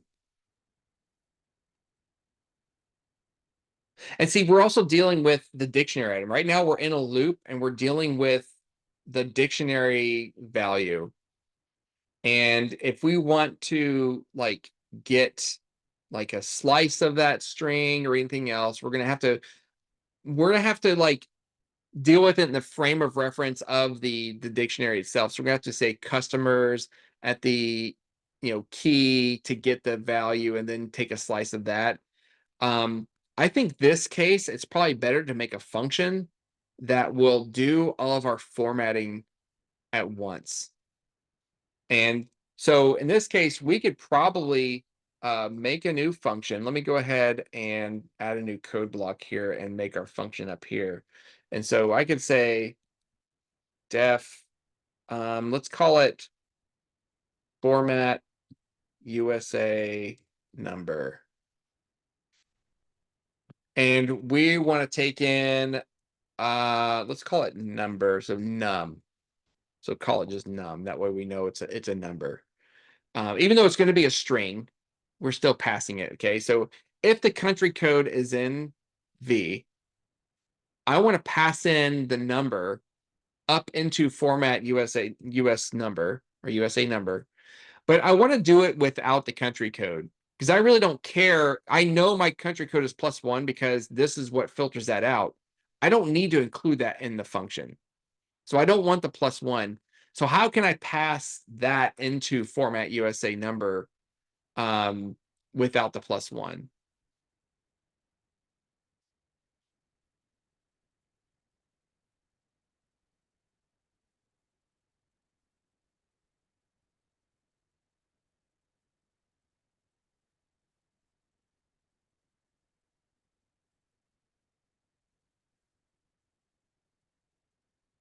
So character values, or could I just take a slice? Because I know this is exactly what, if this if statement values are true, then I know I have this exact sequence of characters in the number. Okay. It's not guaranteed that it's at the beginning, but it most likely is. In this case, I can always verify that with I can use I think it's a string method, the find method to find the index of where +1 is. It's most likely going to be at 0. But I could also just pass in the number as a slice, right? So I could say format USA number. and then I can pass it in V, but I want to get a slice of it. And I want to say, let's see, 0, 1. I want to pass it 2 to the end. And so if I did that, when it goes up here, it's going to be a slice, but it's going to start at the index 2 to the end of the string. So it will not include the +1 like we saw here. So if you pretend that this was a +1 here, it would not include 0, 1, and it would start the second index. So anything after the +1 will be passed in. So you'll get the space and you'll get everything else in there. I'm going to send it up to this function, which this will actually then do the formatting. So I'm just making a kind of a placeholder function for now. I haven't actually written the function out, but I want this function to take in any number and spit out this. And so that's what we're doing with defining this function. We're going to take in any number in any format and spit out this exactly.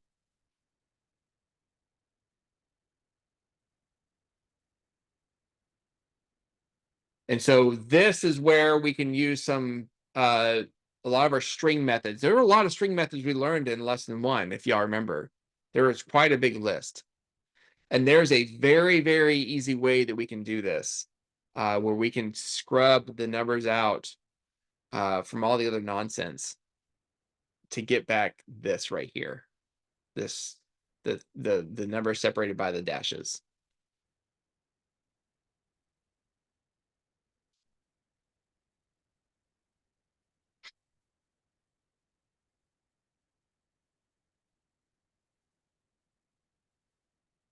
So let's pretend that, let's just take one example, right? So let's say this is what comes into format USA number.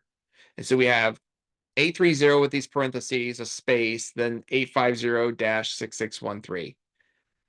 How can we turn that into this?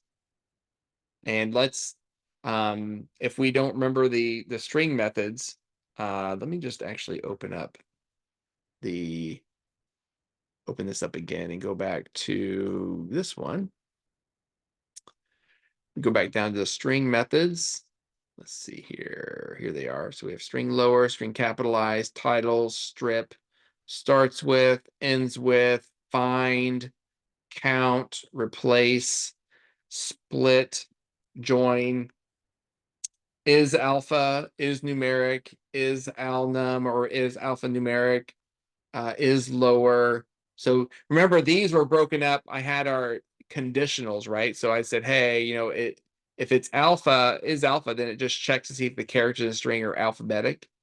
Or is numeric. It checks if all characters are numeric. Is alnum, is upper. And this will check an entire string, but I think there's others as well. Let's take a look. Let's see if we can, let's just Google Python string methods real quick. Python string methods. Let's see here. We have Python string methods.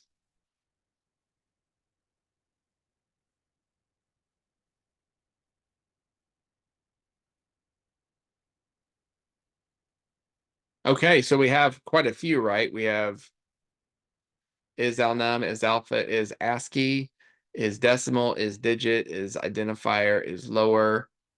Okay, so we have a lot of string methods to go through that we could use, that we've already touched on, quite a few actually. Oh my gosh, I keep hitting that side button, my mouse. Okay.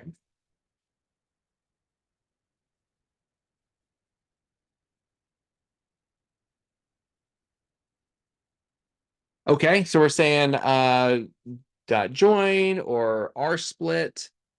Okay. R split. What was R split? I don't remember R split.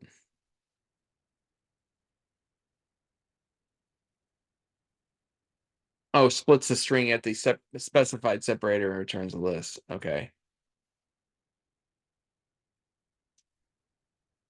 Have a good night, Thomas. What if we use like maybe is digit, right? So if we want to just find the digits and ignore anything else in there, maybe we can use like is digit or is numeric. And so what if we looped over number and then appended, what if we looped over, because we know it's a USA number, so it's going to have 10 digits because it has a +1. So if we looped over that, so if we split the number, or let's say we just looped over it, so for item in num, if item, now we're looking at each character in the number, right? The string representation number. If item dot is numeric, let's try numeric first. So I think it's something like that. Oh, I need to make a list too, like a holding list, right? So this will, we want to make a holding list with just numbers. We want to filter out everything else. So let's do like num list equals, we'll just make it an empty string or empty list. If item is numeric, then num list dot append item.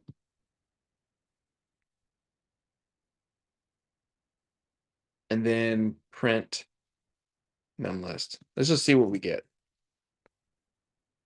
Okay, good. I think this will be fine. And we should see something print out. So let me go ahead and get this definition of this function in memory and then run that. Okay, so it is working. So it's printing the number. So y'all follow along what I just did? I created this. I said, hey, if the country code is in the value, then I know I have a USA number and I want to format it. And so I'm formatting number and I'm getting rid of the +1 and everything else. I want everything else to be sent in, right?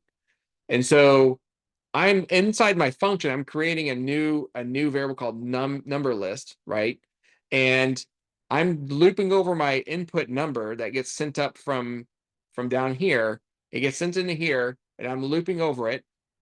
And I'm saying, hey, if the item, each item, I'm looping over that string that comes in, if it's numeric, I want to append it to number list. And then when I'm done, I want to print it. I just want to see when the loop is done, what does the number look like? And that's exactly what it did. And it looks like it's 10 digits.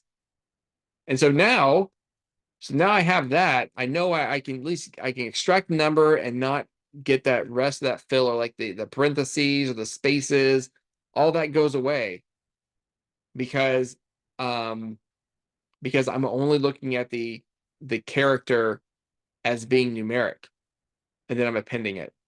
And so now that it's a list, I can do all sorts of cool stuff with that, right? Strings are not mutable. I can't change a string, but I can change a list. And so I can then just force it to be in this format by simply adding the dashes in there. And so now that I have num list, I can say num list. What list method could I use to put something at a certain index?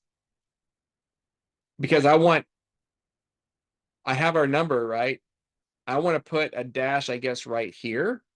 And then I want to put a dash right there. And so it looks like Amber says dot insert. So dot insert. I want to insert a dash. I think that's how it goes. Dash, comma, and let's see. I want to put it here, and I want to put it here. So that's index 1, 2, 3, index 4, and then also 4, 5, 6, index 7, I think. Oh, so Amber says the index first. So I have it backwards. So it'd be like, so index, let's start with 4. And then I want to put in I want to put that in. I think that's how it goes. And then num list dot insert, I think 7. Let's see that. Would that be right? Let's see. I want to put it here and here.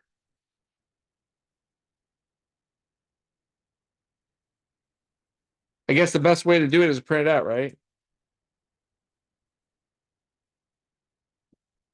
Who thinks it's going to be right?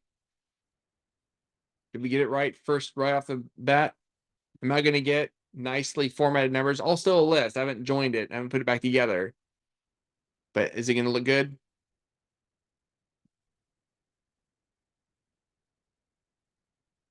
Let me commit this to memory now. It's a moment of truth. I say it's not going to look good. Isn't it 3? Ah, so 3. 3. Okay. And so 0, 1, 2, 3. Okay, so 0, I counted from 1, right? So 0, 1, 2, 3. And then 4, 5, 6, 7. So I need to change this to a 6 then. It looks like 0, 1, 2, 3, 4, 5, 6. So I'm gonna put it right there, right? So it'd be 3 and 6. Would that be good?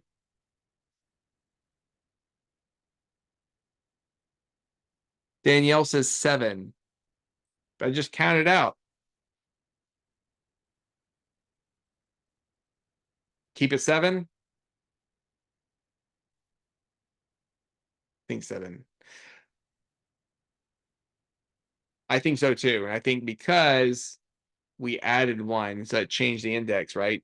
You can always prevent that by starting the back going forward. So you could say, 0, 1, 2, 3, 4, 5, 6, and then doing it at the third index after that.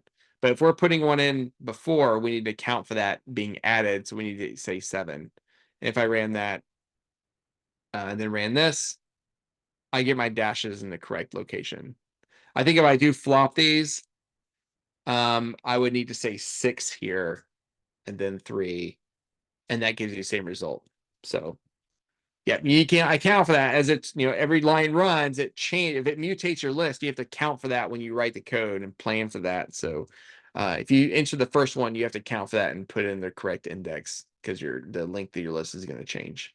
Okay, so that, and then we can say boom boom dot join num list num list.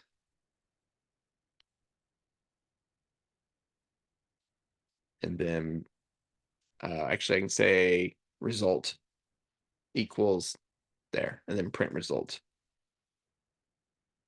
Okay, so print result, put that function memory. Ooh, look at that nicely formatted numbers right there. Expand it out, put it in there, and then join it.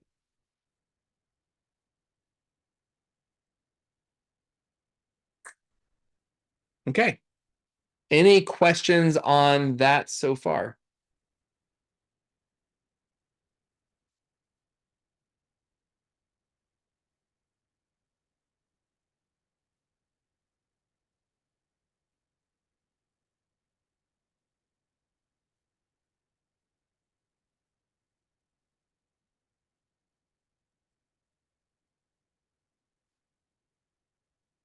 All right. So if we have the country code in there, good. Otherwise, okay, so let's take a look at our initial code. We're looping over the items and we're saying if that plus is in there, then we want to go ahead and check to see if the plus is a +1. That's what the US country code is here. If it is in there, then I need to go ahead and format that USA number because I know it's a USA number. I just need to format that sucker and do that. Otherwise, I want to add it. If it's not +1, then I know it's a foreign number. I need to add it. Okay. But we're not done yet because some numbers don't have a plus. So we've only checked numbers that have plus. So we need to actually have this outer else in here. And now we're looking at numbers that don't have a plus in there. And so it's going to be all the funny numbers. Okay. Not funny numbers, numbers that have a plus sign. And some may be foreign because they may not have 10 characters. And so now we need to evaluate the number to see if it's a USA number or not. And we know it's not going to have a country code. So it's just going to be, are you talking about right here? The KV and what that is? So if remember from my previous lessons when I talked about looping over dictionaries, the K and V are very commonplace to put in. It's key and value, right? But it's customers. So we have customers, which is our main, the thing we're looping over. Each time this loop iterates, that's K and V. So the key is on the left side of the colon and the value is on the right side of the colon. And then next time it iterates, this is K and that's V. Yeah, it's very common to see that. So you just got to remember that we're talking about customers here. Now we did create this function here that's, before the rest of our code because we wanted to do something with USA numbers. And this is a reusable function that we can use later on. In fact, we're going to use it right now. So we know that there's no more there's no more plus sign in there, right? But we now need to evaluate a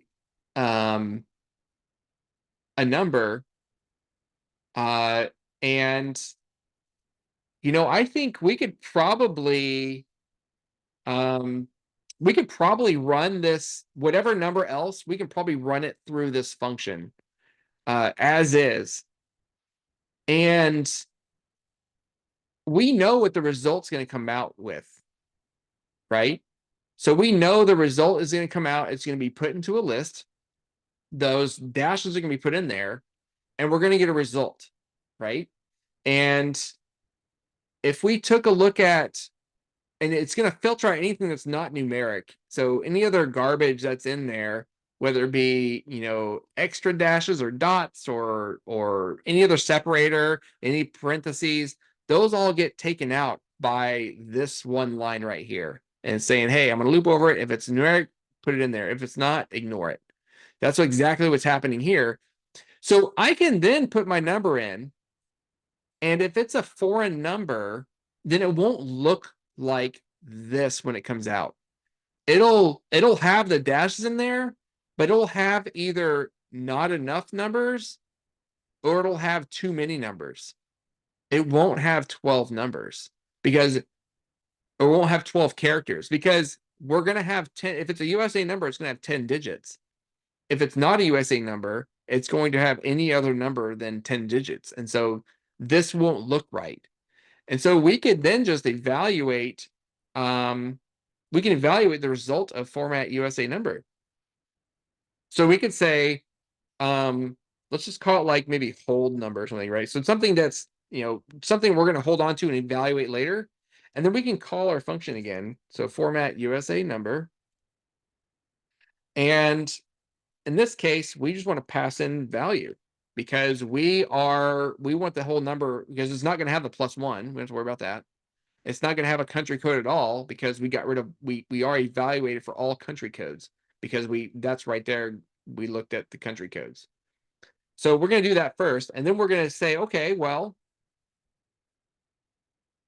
if format USA number on a 10-digit number comes back as 12 characters long, always, like this, then if it's not, then we know if it's not 12 digits long, we know it's a non-USA number at that point.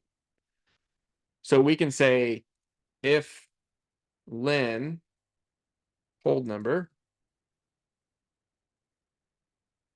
does not equal 12, then let's just print it first. But we know we're going to put it into the foreign customers, right? So let's just print it and see what happens. So again, run that, even though I don't think I changed it. Let's see. Oh, so I have an error. It says none type. Okay. So I sent in a value and somehow I got some wonky. Oh, I didn't return. I printed the result, but I need to actually return result. Let's try that.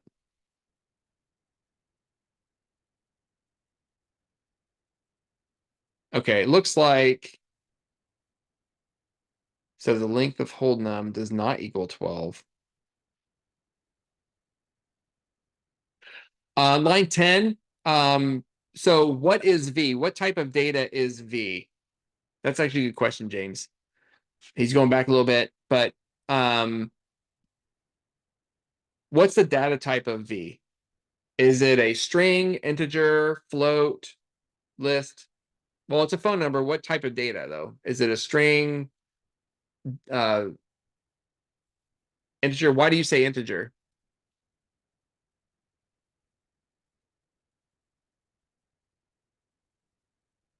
Right, but remember what key, so what is key again? So the first time this loop runs and we go over customers, right?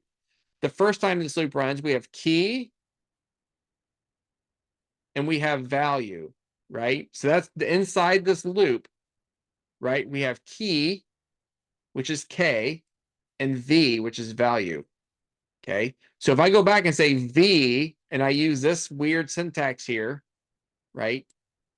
What is the data type of value? It's a string, right? It's a string. And so what's the syntax when you're dealing with a string?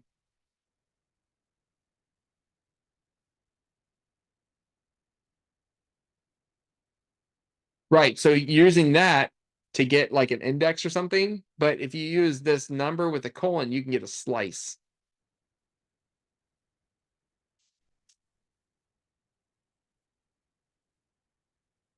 And so I'm sending up the number without the +1, basically, is what I was doing. So I was ignoring because the +1 should be at the beginning of the number. And now I could do a check for that. I wasn't, you could have a +1 in the middle of the number if you have some weird formatting. In this case, I'm going to trust that it was always in the beginning for the sake of time because we're getting close to the end of the lesson. But yeah, that's what I was doing. I took a slice of that string and sent it up to format USA number. In this case here, it looks like I'm just printing out all of them. And so maybe it doesn't. Does it equal 12? Let's find out. I'm going to comment this out. Print len hold num. I'm going to print that real quick. So it's 12 digits. Okay. So, oh, I think I was printing up here, wasn't I? I was. That's why I was printing. Okay. Let's put this back on. Okay, so now if it does not equal 12, gosh darn it, it's still doing it. Let's see.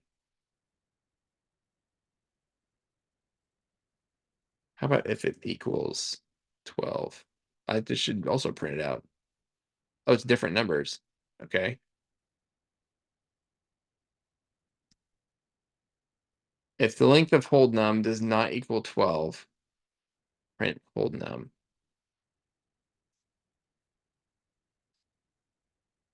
Well, then what's the length?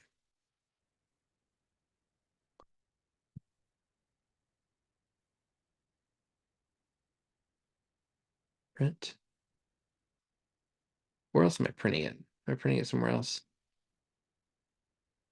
Okay, hold num is format USA number, so I get back the result. So I sent up a value if the plus wasn't in there. Okay. If the length of hold number does not equal 12, print the length of hold number.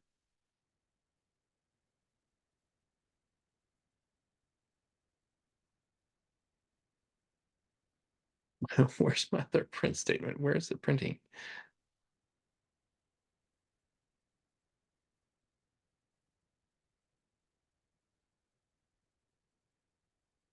Printing anywhere am I? Oh, I'm printing right there, but that's not.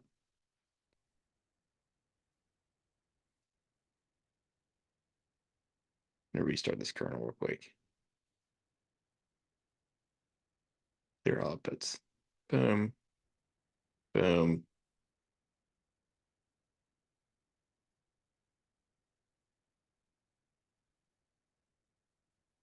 So it's not printing anything. Okay, so I have none that are not 12 items long. That's good. That means I can still add them if I want to. I can say if it doesn't equal thing, I don't know why I was getting that. That's weird. Why it kept printing unless something, I don't know what happened. I don't think I was calling anything else to print. That was really weird. Sometimes that happens in Jupyter notebooks. Like you'll have some code that you deleted. And if you don't, like you'll have a variable that you assigned and then you've changed it. It'll stay in the kernel, even if you change your code later and run it. So sometimes you may need to restart and clear your outputs and restart your kernel to clear that memory so you can start again. If you notice, like I had got rid of the print statements, like to print numbers at all, and it kept printing them. And I don't know why it was happening. So I decided to restart the kernel, and then it didn't do that anymore. So that behavior stopped. So there's something in the memory that was causing me to still print. That was really weird. But in this case, I was checking to see if there were any other numbers that were not 12 items long. It looks like there were not. I didn't print any. And so in this case, then else, I know I'm going to um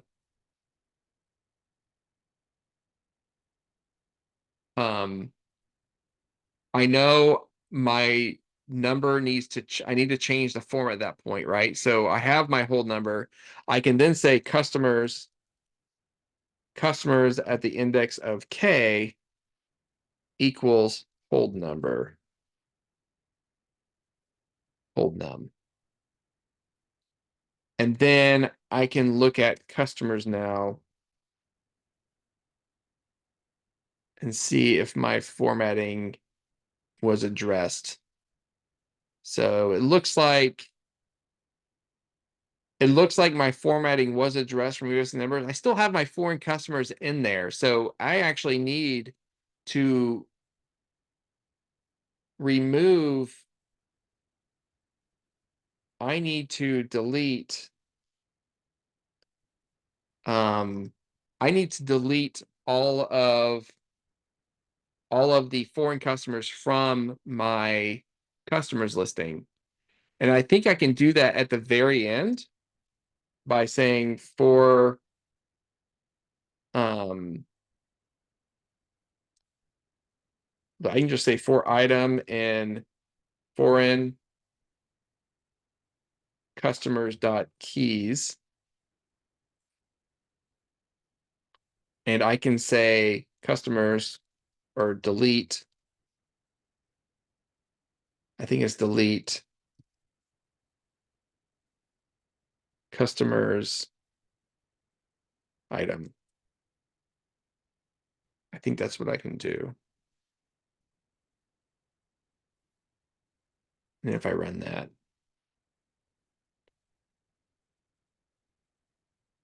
there we go. I got rid of the foreign customers, and I can even say print customers, and then I'll print foreign customers here so we can have that. Okay.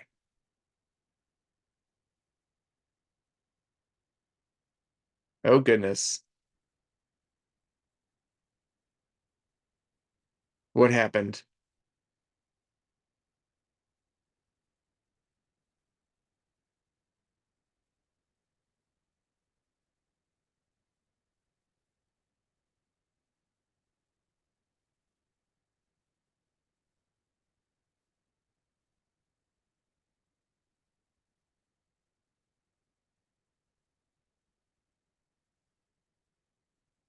Let me run this from the beginning. I think because I was mutating data, I have to run that again. Okay, so there's that. So I can put this back. Run it again. So I have to run all three of these because I have to establish customers. There we go. Okay. So what happened was when I ran it and then changed the code, ran it again, I had mutated the original data set.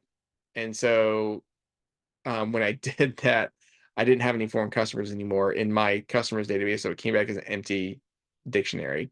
So when I reestablished my base customers by running that cell again, I was able to actually move them. So then now I have two. So I have foreign customers here as one, and then I have another one with just USA numbers, and they're all formatted the correct way.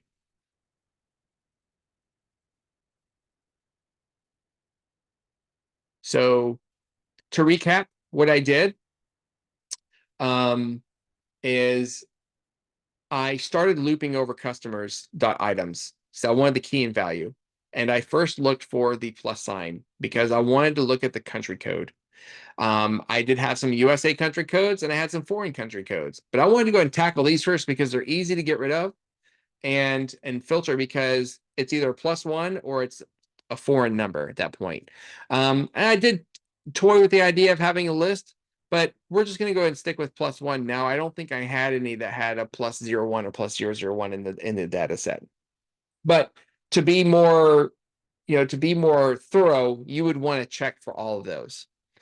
And you can, instead of looping over them, you can also say if the country code in US country codes. So you could do it that way, looking for membership inside of that, and then running your logic otherwise.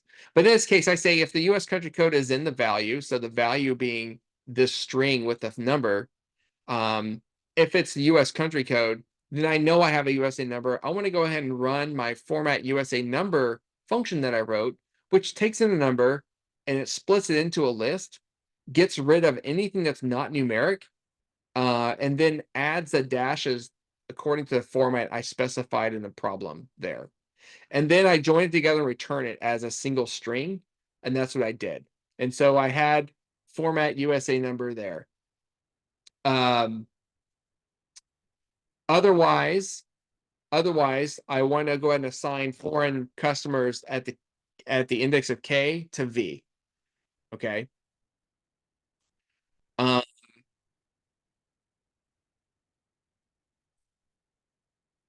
Otherwise, so if there is no plus sign, I want to make I want to establish a hold number and I want to assign that to a variable. And that just brings me to the idea that I'm not doing anything with this one, so I need to change that as well. And I'll go back to that. But here I'm making a hold number. And so that's just a variable that I'm holding inside the loop to give me the result of what format USA number gave me, which is a number with digits with dashes in it. And to see if I have a foreign number that doesn't have 10 digits, I'm running this if statement to check for that.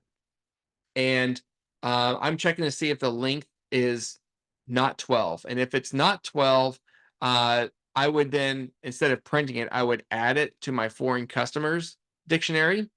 Otherwise, if it does equal 12, I know I have a USA number.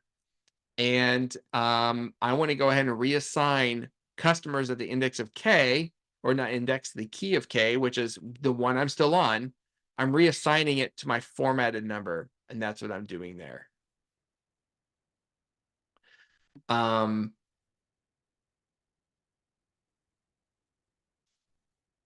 could actually say hold number is here. And then instead of doing an else statement here, I would still need to do that, and I would need to run it here as well. So I would run hold num equals, or no, foreign customer or customers K at the key of K equals hold num. And so what I'm doing is I'm grabbing the hold num that I find up here as well, and I'm assigning it to customers. So outside of my if and else, I'm always going to do it basically.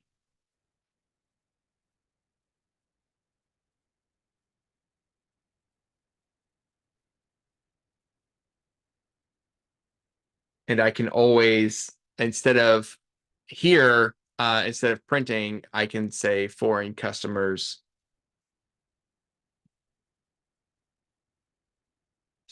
customers at the key of K equals hold num. Okay.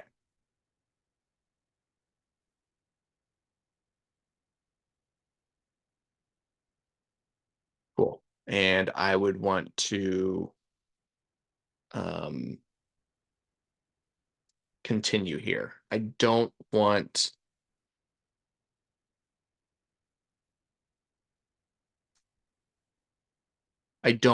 this logic to run if I use a foreign customer.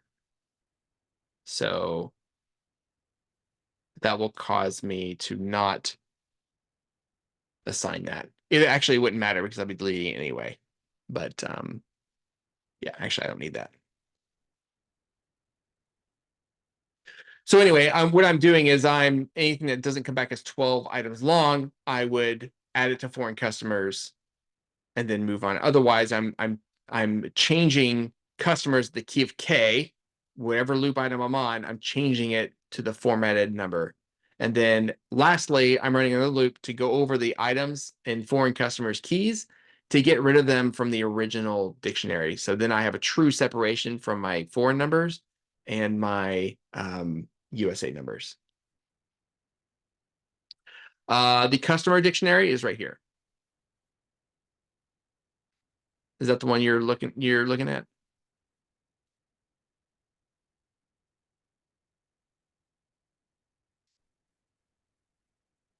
This one?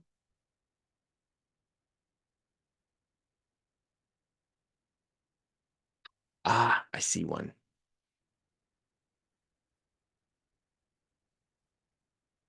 Yeah. That's something to figure out. Let me run this again.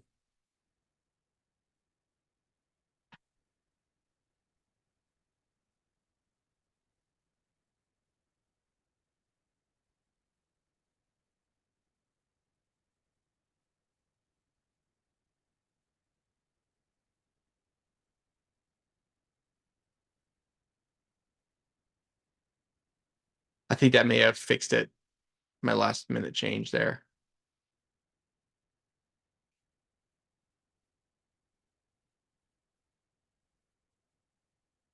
Because I was redefining it. And so I didn't have that. I didn't define hold number last time. So yeah, that's why it was remaining in there. But then when I did that, I was able to reassign it to hold num. So yeah, that was a fix I had seen whenever I was like, oh wait, I'm doing it here. I need to do it here too. So that's exactly what happened. Okay. So that's the problem. We were all the way to 9 o'clock, didn't we? Man, I was hoping to even touch on the mini project for tomorrow, but that's okay. We can save it for tomorrow. So that's just tackling 2 problems. It took us, the 3 hours to go over that. Hopefully you saw all the methods we're using here. We're using lots of the string methods with these examples, taking them, splitting them, joining them, going through, evaluating, using our string methods to see if something's numeric, or, appending to a list, using looping to redefine dictionary keys and values to change the formatting. That's, and writing a function to do that. That's the power of writing a function, is I can reuse that function in several places to do, to give me different results. I'm not only using that to format the number, I'm also, after it's done formatting, I want to check to see if it's even 12, not 12 items long, or something, to figure out if I have a foreign number. That's the power of the function. I can reuse that code again and again and I don't have to think about what's in the code. I just need to think about the result. So, I hope you you saw some, I'm glad that, y'all were giving me suggestions on putting stuff into the code. We're going to do that even more in depth in mini project, the first mini project and the second mini project. And so we're going to be thinking about different ways. This way we're doing data cleaning. Now we're going to build something. So we're going to actually build a lottery generator tomorrow. That'd be pretty cool. So I'm going to go ahead and stop the recording.